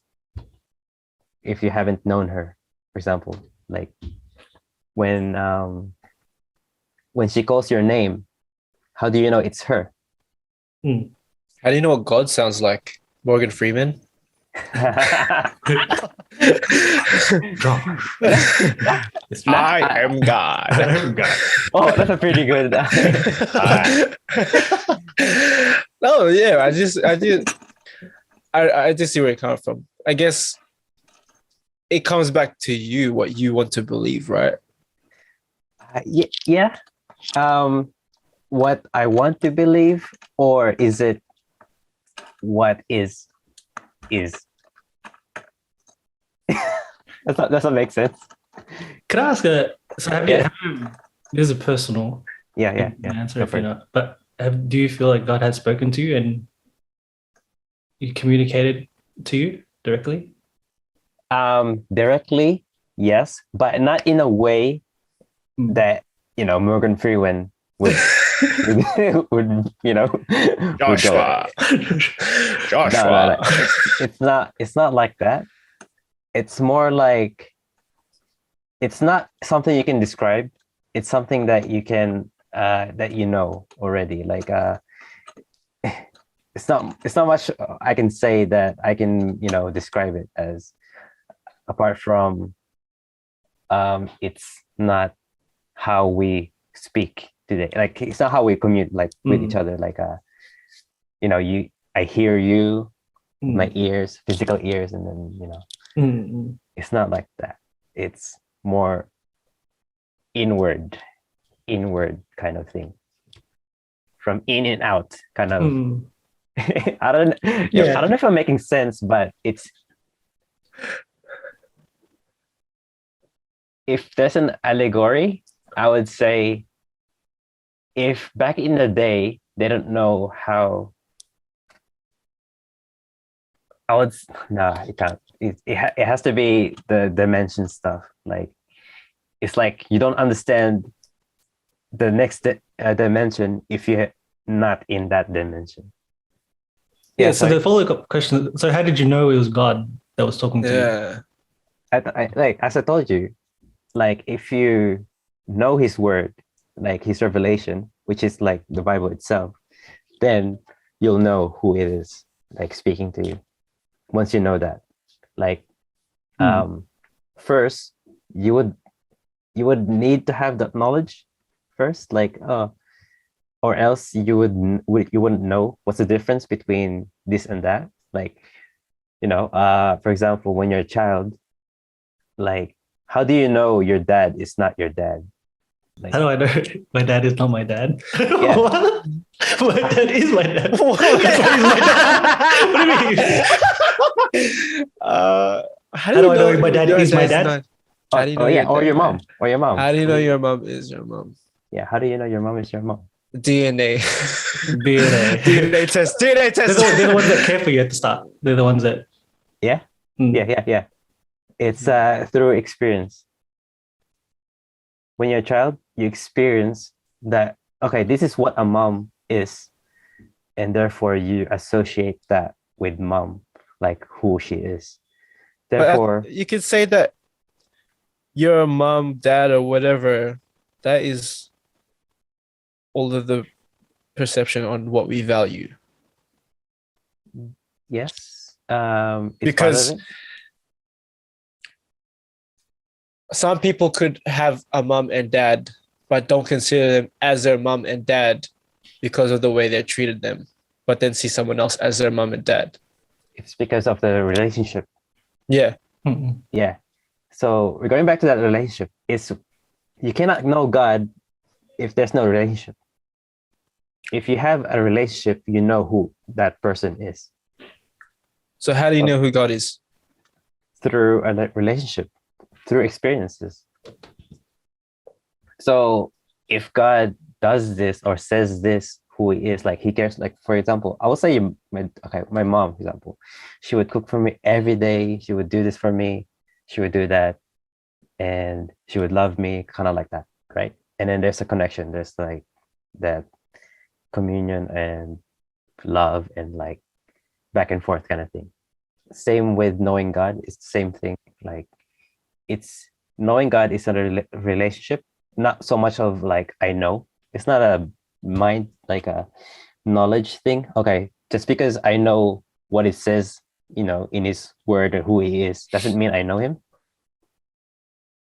Right? You can know a lot of things about, for example, Justin Bieber, but you don't really know him personally. Yeah. Yeah. You can know a lot about a person, but you don't know them personally. It's not the same. I can know. So in this sense, the relationship we have with anyone is what we believe it to be. Yes, I would say that. Yeah. Because you could say the exact same with you, like, or with anyone who studies the Bible or scripture. Just because I've read it doesn't mean I know God. Yeah, pretty much. Yeah. It's So, something we create for ourselves. What do you mean by we create for ourselves? So how do you really know what? It's a relationship that you believe, right? Okay, so With God. how do you know if that relationship is real? Is that what you're asking, or? Yeah, I guess. Let's go with that. Okay. Yeah. How do you know any relationship is real? You communicate with that person. If there's no communication, if there's no feedback, then there's no relationship. How do you know when God is actually talking to you, though? Because then we could consider anything as a sign from God. But is that really God speaking to us? No, you can't. You can't say that like. So the only way to know that if you're speaking to God or not is whether you've experienced him himself at the start. How did you know you experienced God, though? So experience comes from knowledge, right? So you have to have knowledge first of him existing first before you can have that relationship, or whether you can have anything. Actually, like you have to believe your mom exists before you can have a relationship with her. So what I'm trying to say is it just comes from belief, what you want to believe in. Faith, experience, life. Like it's not just belief. I wouldn't say it's just belief, because if you heard of faith before, you heard of faith, right? It doesn't mean like there's blind faith. Blind faith is just you just believe without any proof or evidence or any reason to. And actually, the actual meaning of faith is with evidence. The reason why I believe with evidence. So the reason why I believe that the sun comes up every morning is because I experienced the sun the day before that it went up, and then it went up again the day before. Therefore, tomorrow I can believe that the sun can come up the next day. Or how I believe, I have faith that a pilot. I have faith that the pilot have went through training to go to fly school or plane school. Even though I have never met him, I have faith that the pilot can fly the plane safely and not kill all of us. Like, will you think it's blind faith that I just believe that even though I never knew that person or no evidence that this person has taken all the necessary steps to become a pilot, for example? It's just because through experience, the pilot means they have done this. Therefore, I can have faith that, like, how do you know, for example, your girlfriend's not going to cheat on you? It's because you have faith in that person in your past experiences that she's been faithful to you. Therefore, you can confidently believe that she will not cheat on you in the future. And then I would connect that with God, like, therefore God, because of what I experienced God to be in my life, whether he said this or not said this, is through experiences. The same way God exists, like that. Does that make sense? Fair enough, man. Does that make sense? I understand what you're saying. Yeah, I understand where you're coming from. Yeah, feel free to ask. Like, so I'm guessing we never really know. We just have to have faith. I mean, I would disagree with that. Why? I would disagree with we never really know. I think we never really know. We just believe it's what we want to believe is true. I disagree with we never really know that point there. But we want to believe what we want to. I can agree with the belief we want to believe, but I cannot agree with we never really know, because in this case you can know through the experiences that you're talking about. Okay. Exactly. So, but what you're trying to say is, without like not knowing, is whether in the future, because for example, your girlfriend or wife, you don't know whether they're gonna be the same person they are the next day. But for God, it doesn't really apply because it doesn't change. So therefore, you can trust in that forever. Okay. It's such a deep topic, and there's a lot of things to unpack in terms of, because we can always go back and forth on this topic. Sorry, I'm giving you like a concise kind of short answer to it. What's your long answer? What's your long answer? My long answer is, let's prepare for a year of talking about this. A year, or maybe more than that, because people are never going to understand it once, if they don't know, like, because there's a certain step that you have to go through for you to understand everything about it. Like, so that step is like making him a part of your life, pretty much.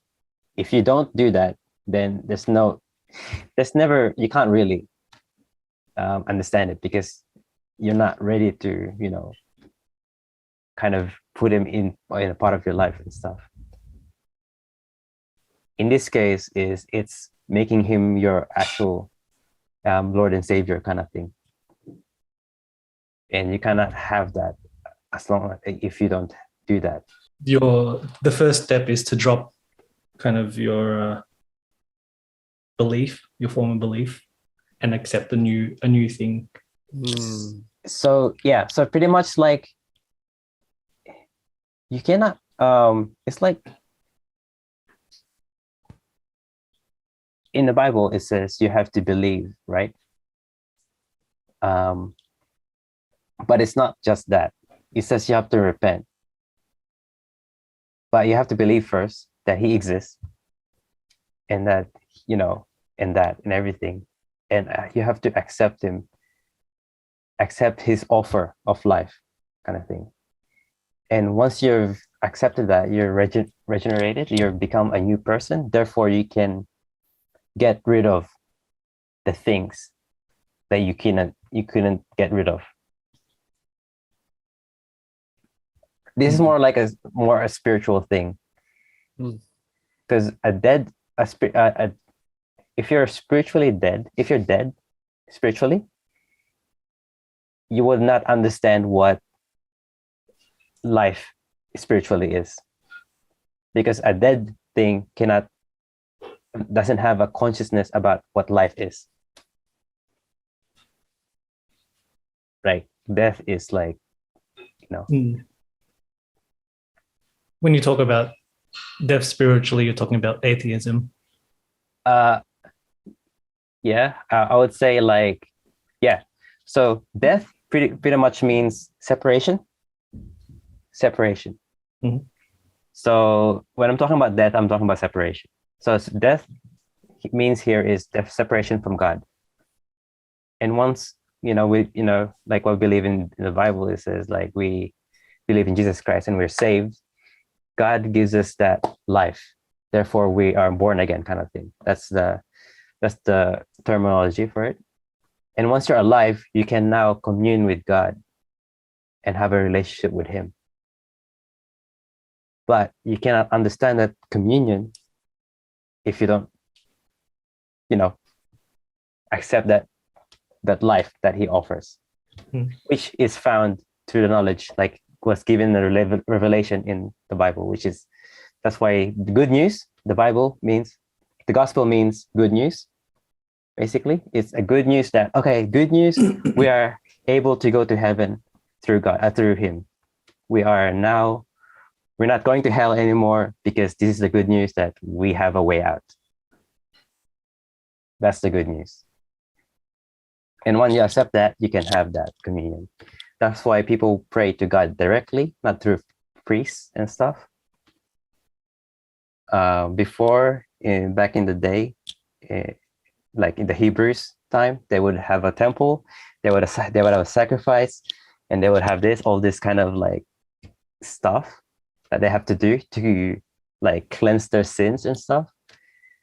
But now all we have to do is, if we believe that Jesus Christ died and rose again on the third day, then that same life that he had, that he has offered us, that caused him to become resurrection again, will be with us as well. He would have that same power. So therefore we are alive again spiritually now, and in the end of days, alive again physically again. So that's the hope that we have in Christ.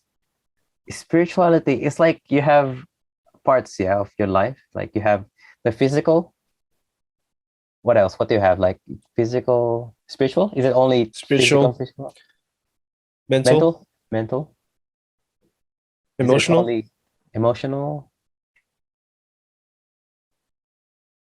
Four? Only four? Is it only four? Sorry, I'm just saying your well-being involves spirituality. Your well-being. You can have all this stuff, but spirituality will have that question of what's the purpose of life, and who what I'm doing, what am I doing here, and stuff like that. Mentally, you cannot really answer that mentally. It's just like your emotion, what's happening in your head and stuff. And emotionally, that's also part of, you are like, what you're feeling right now, like what's, you're reacting to what's happening. And physically is how you react to the world, like physical world. But you have this other stuff, that's spiritual, where you can, that goes beyond all those things. Because you're not just a physical being, you're also a spiritual being as well. So you need that as well as a person. And a part of that's why prayer and meditation can be two the same things, because they can they involve kind of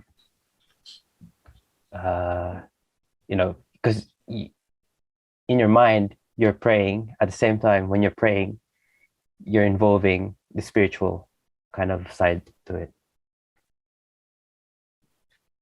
Anyway, that's a big topic that yeah, A big topic in a nutshell. in a nutshell.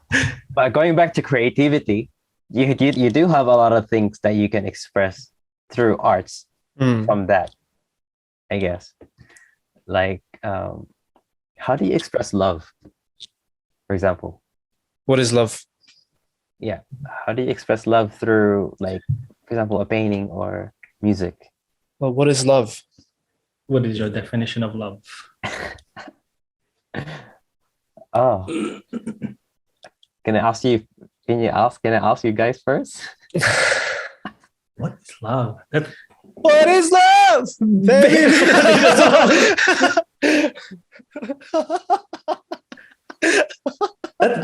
Answering that, like, that's a I don't know. Love can be many things to different people. Is it really?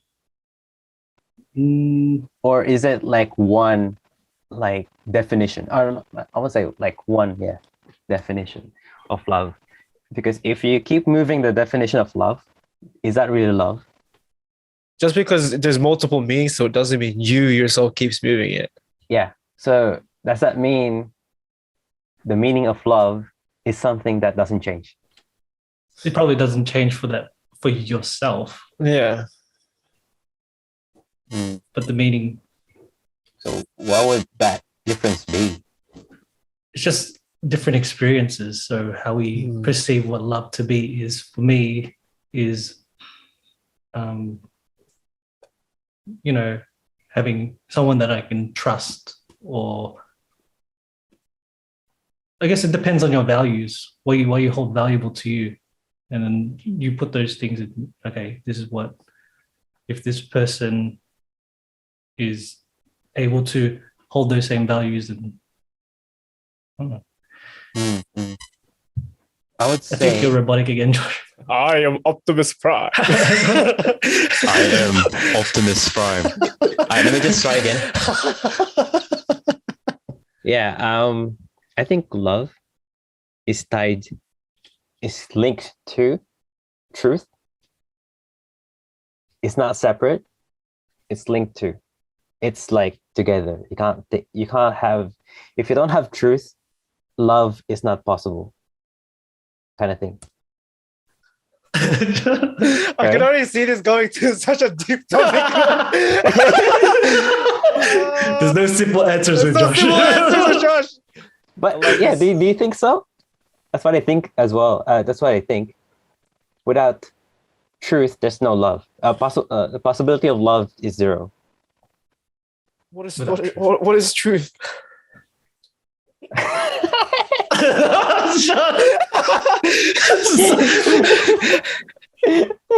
What is truth, man? What's the truth, bro? What is truth?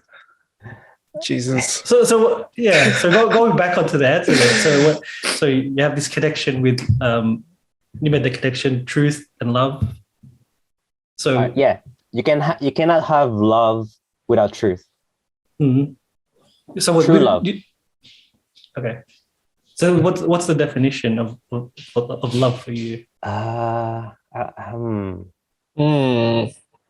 think my definition of love would be, because love is truth and truth is love. And what is truth then? What is truth? Love doesn't include evil. So it's good. So love is good as well. Oh, okay, I got it. Love is the culmination of truth and goodness. description of it. That's what you believe love is. Truth Yeah. and Goodness. goodness. Oh, sorry. Three. So we'll make it triad. Sorry. Wait, it keeps The holy changing. shit. I don't know if he knows what love is. Good. Definitely. Love is good, true, and it is in it's will, free will. So you cannot have love without free will. Do we have free will? I would say yes, we do. Why do you think that? The answer to that, I cannot answer. I don't know. Because then we're going to get into a discussion about free will and determinism. Oh. And then Okay. you're going to have, we still have truth that we need to. Didn't we have this conversation before? No, we had something else, man. Okay. Let me just go back to my point about love. Okay? Bro, we're overcomplicating love so much, man. No, it's not complicated. It's not complicated. Why? It's simple. Why is it? What it means? All right, simplify it then. Simplify love to me. I'm saying Simplify love to the people listening. I would say love includes free will, and goodness, and truth. That doesn't tell me anything. Okay, what if I say love is a combination of things That doesn't tell me anything. together? It doesn't tell me what love is. It's so ambiguous. It's too ambiguous, and that's what makes it so complicated. Okay, fine. How about we start with what is not love then? I'm trying to remember how did it lead to this? What is love? What was the question before that? Oh, the question was how do we express love through creative means? Okay. Remember? Was it? And then Okay. Jasper's was like, "Oh, what is love?" It's not my fault that we went here. Yeah, no. I'm just trying to remember what the question was beforehand. Yeah. No, sorry, go on. yeah. There's no. Right now. I don't think I have a concise answer of what is love is, but all I know right now is you cannot love without choosing not to love, and you can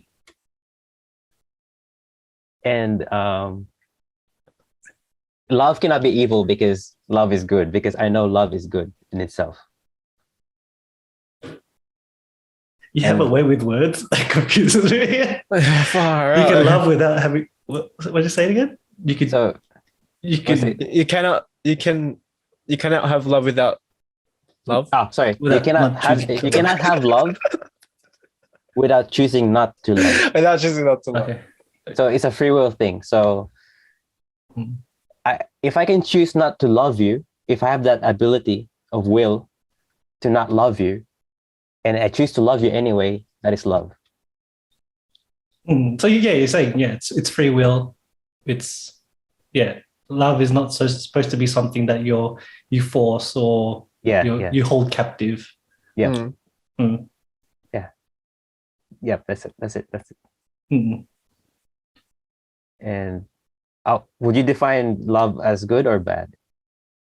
What is good and what is bad? Because that's subjective too. What is good, what is bad? Yeah. So so in your definition, love is subjective.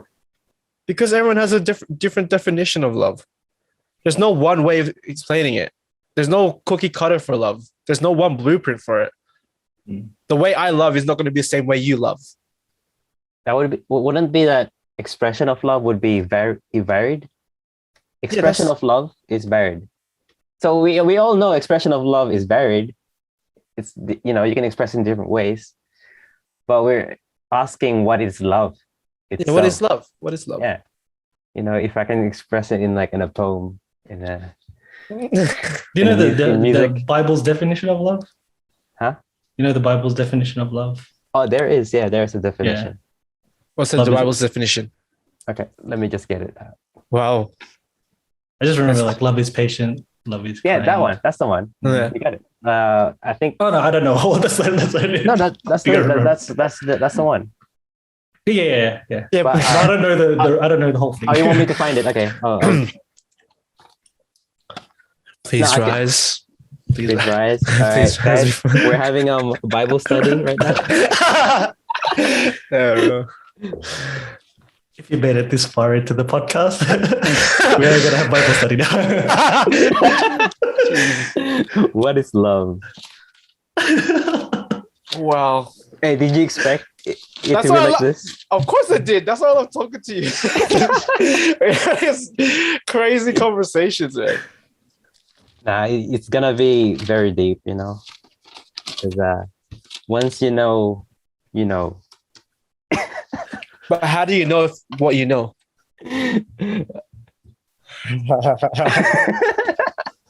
I love your questions.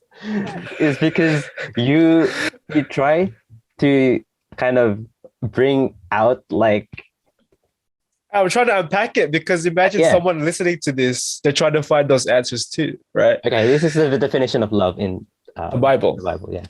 So Peter, who's writing this, I think, yeah, pretty sure. He says, "Love is patient, love is kind. It does not envy, it does not boast, it is not proud, it does not dishonor others, it is not self-seeking, it is not easily angered, it keeps no records of wrong. Love does not delight in evil, but rejoices with the truth. It always protects, always trusts, always hopes, always perseveres."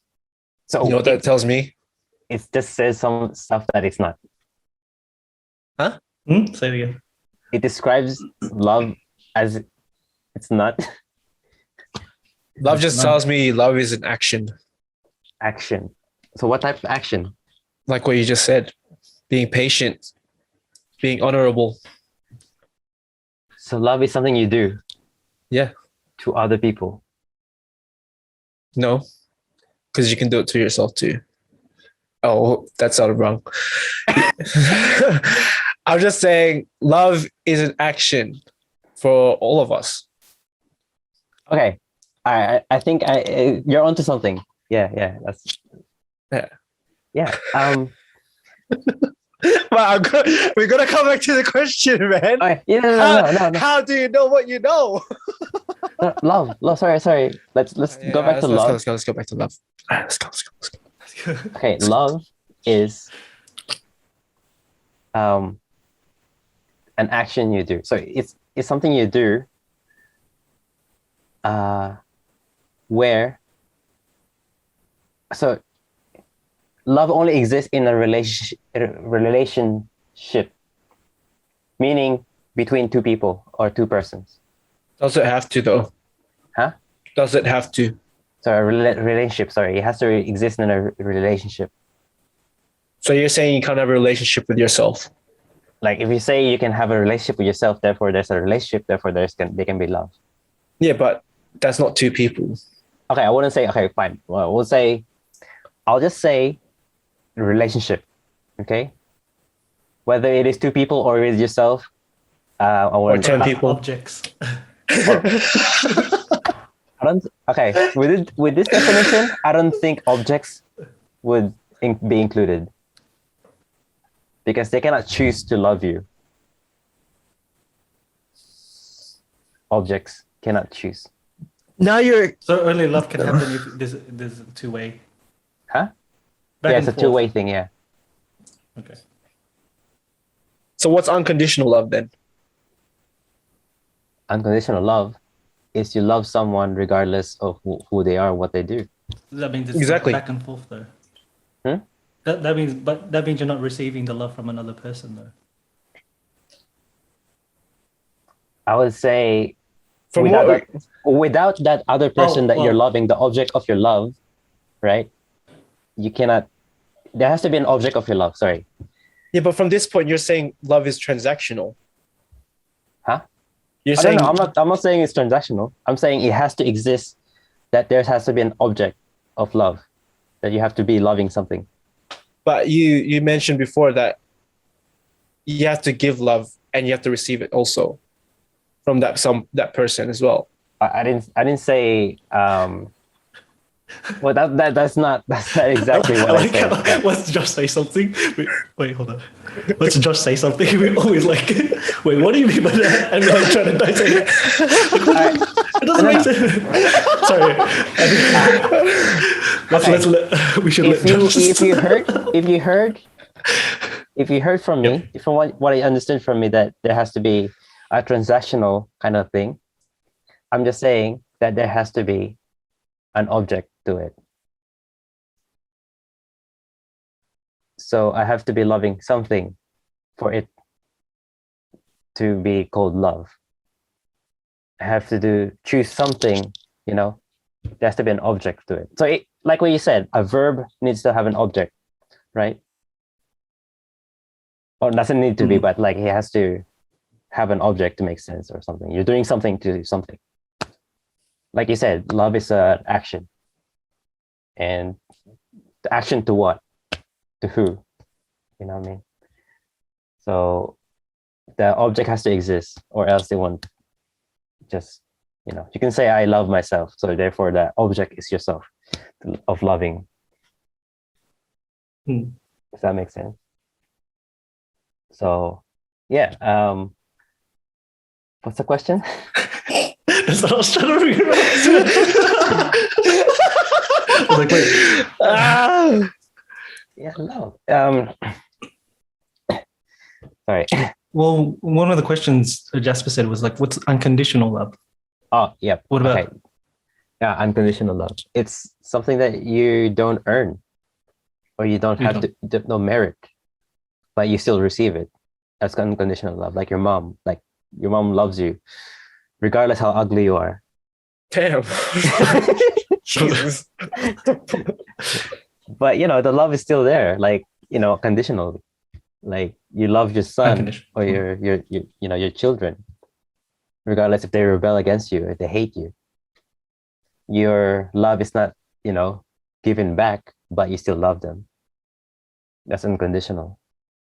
Unconditional love is when it's when you still love that person and yet still forgive them, even though they've done something worse or bad against you. It's not having a certain expectation of receiving anything back. Pretty much. It's love is always giving. Yeah. Always giving. And if I just realized that all the examples of love is always doing something within a relationship. You cannot do. I don't think it exists outside that. So if it doesn't answer anything, at least we can get a better understanding of it. I don't know when you're gonna get married. Like when you get married, you say I do, and I do, right? It's a choice it's a covenant between you that you chose to, and you promise to each other that you will stay together. And it's something that you do to each other. Therefore, I reckon if you want to express love, is express it through a story, a movie, stuff like that. With all the I think you've fried our brains to the point. I like your thought process, because you go through so many different. Yeah, it's just different.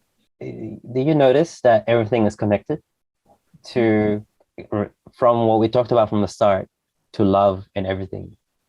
So I would say it's not it's a holistic view of life itself. It's not something that you can put into compartments, and it's not connected. It's a web. Like life is a web of things. And I think in the center of that web is relationships. And in that relationship, there's love. Yeah. That's how I'm gonna put it. And then everything stems from that, to be honest.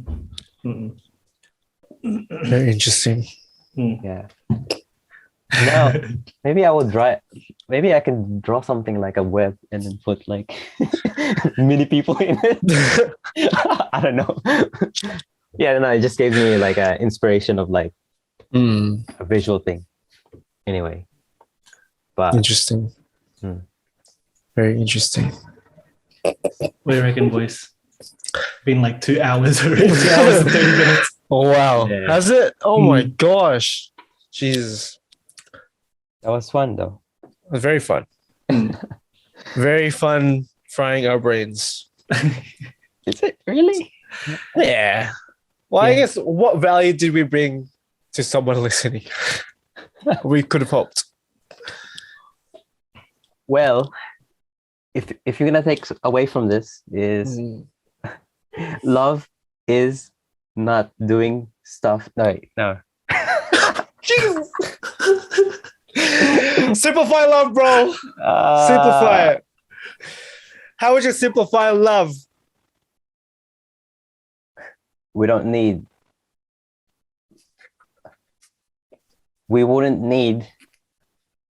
law. Wait. We don't need simple. What? Okay, I'm trying to say, like, if there's love, we wouldn't need laws. LAWs. I think we do. If we have love, if you have perfect love that I'm describing. A perfect love doesn't exist. I don't think there's something as perfect love. It doesn't exist. No. What? Because perfection doesn't exist.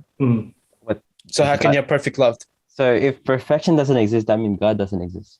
I'm just saying, if there is no perfection, then there cannot be, there's no God. How can you really prove something exists though? It's something we believe in and have faith in. I'm gonna say I don't know.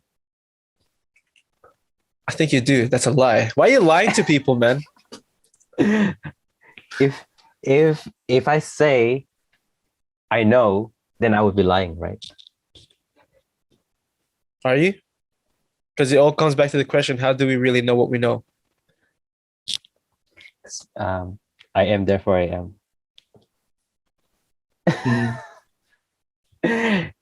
It's very philosophical. It's a very philosophical conversation. Well, okay, for you, how do you know what you know? I don't know what I know unless it needs to be known what I know. What do you mean it needs to be unknown? It needs to be known.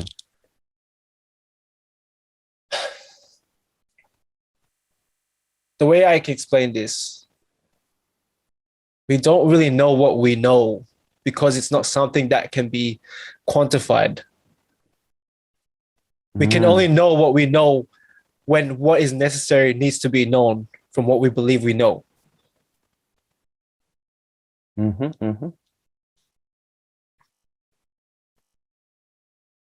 So if it's not quantified, if you cannot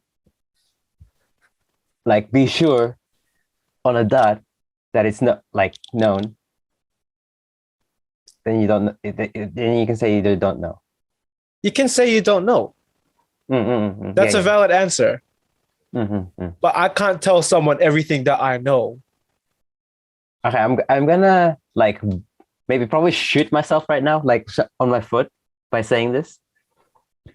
I would say in the physical world, there's no exact point. We don't know.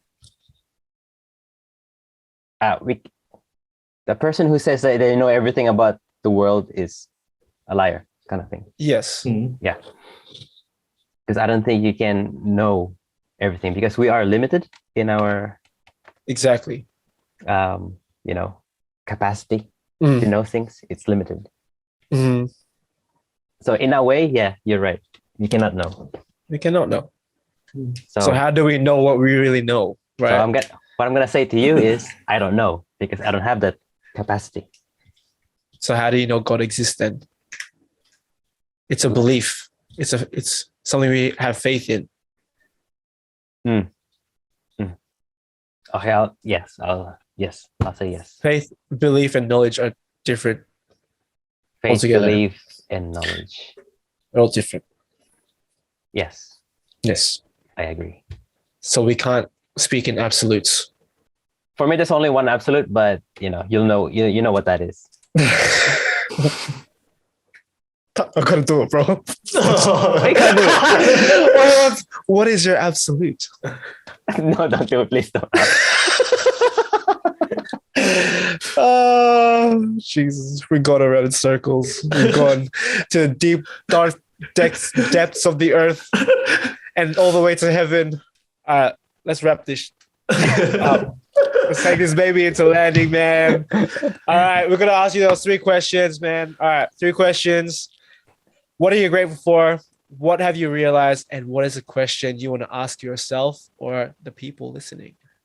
Are you asking me or as well, Gerald? I'm just asking you, bro. You're the guest, bro. You're the guest, dog. What am I grateful for? I'm grateful for what we have right now. Because I actually believe that what we have right now, it's a gift. So me talking to you guys, it's a gift. So it's something that I can say, oh, yes. I look forward to, it's our communion and relationship that I value. And the love that we have. Exactly. The unconditional love that we have for each other. Yeah, no, it's something that Of course. not everyone, can have this kind of like safety. Like right now we're in a pandemic, right? And some people have to think about money, a war happening outside their homes, poverty. Here, all we have to think about is don't go outside. What's the next question? What have you realized? Oh yeah, that's what I realized. Is we need each other to get through things. If you believe that you cannot you can go through it by yourself, I think you're crazy. I think you're going crazy already. You need people to be around you to be able to kind of encourage you and not fall into that thing. It's always when someone from that area, like they were alone, they got back because someone said something to them, or they realized they heard something. It's like they had that contact with other people, therefore they were able to bring themselves up. That's what I think. How they can, some kind of means or something like that of contact. And the last bit is what I want to. What's a question you want to ask yourself or to the people listening? I want to ask myself is, what are you living for? That seems to be who asked that question? I think Punch said that last time. I think Punch said that last time too. Yeah. I think it's a theme, That's really right? good. We have a theme. Yeah, that's a good. What are you living for? What are you living for? What are you living for, guys? What are you doing this for? What are you doing? Why are you listening to us? Where can people find you? How can they support your art? They can support me through Instagram. Instagram. What's your handle? It's Jiyoshu, JIYOSHU. You can have a look of my experiments. Your beautiful artwork. Yeah, and then I have my email there if you want to contact me. It was good, man. Thank you for coming on, bro. Thank you for this 2 hour. 2.5 hours. No, 3. It's nearly 3. Almost 3 hours. bro. Yeah. Oh my gosh, 3 hours. What the hell? Last time it was 3 hours as well. Unbelievable. Yeah. So this is normal. This is very normal for us. Yeah. We really appreciate you coming on, brother. Thank you for taking the time, these 3 hours, talking about everything about life and in between. We really appreciate you coming on. Hope you guys found value in this podcast. And always stay safe, always take care, and always get up. Peace.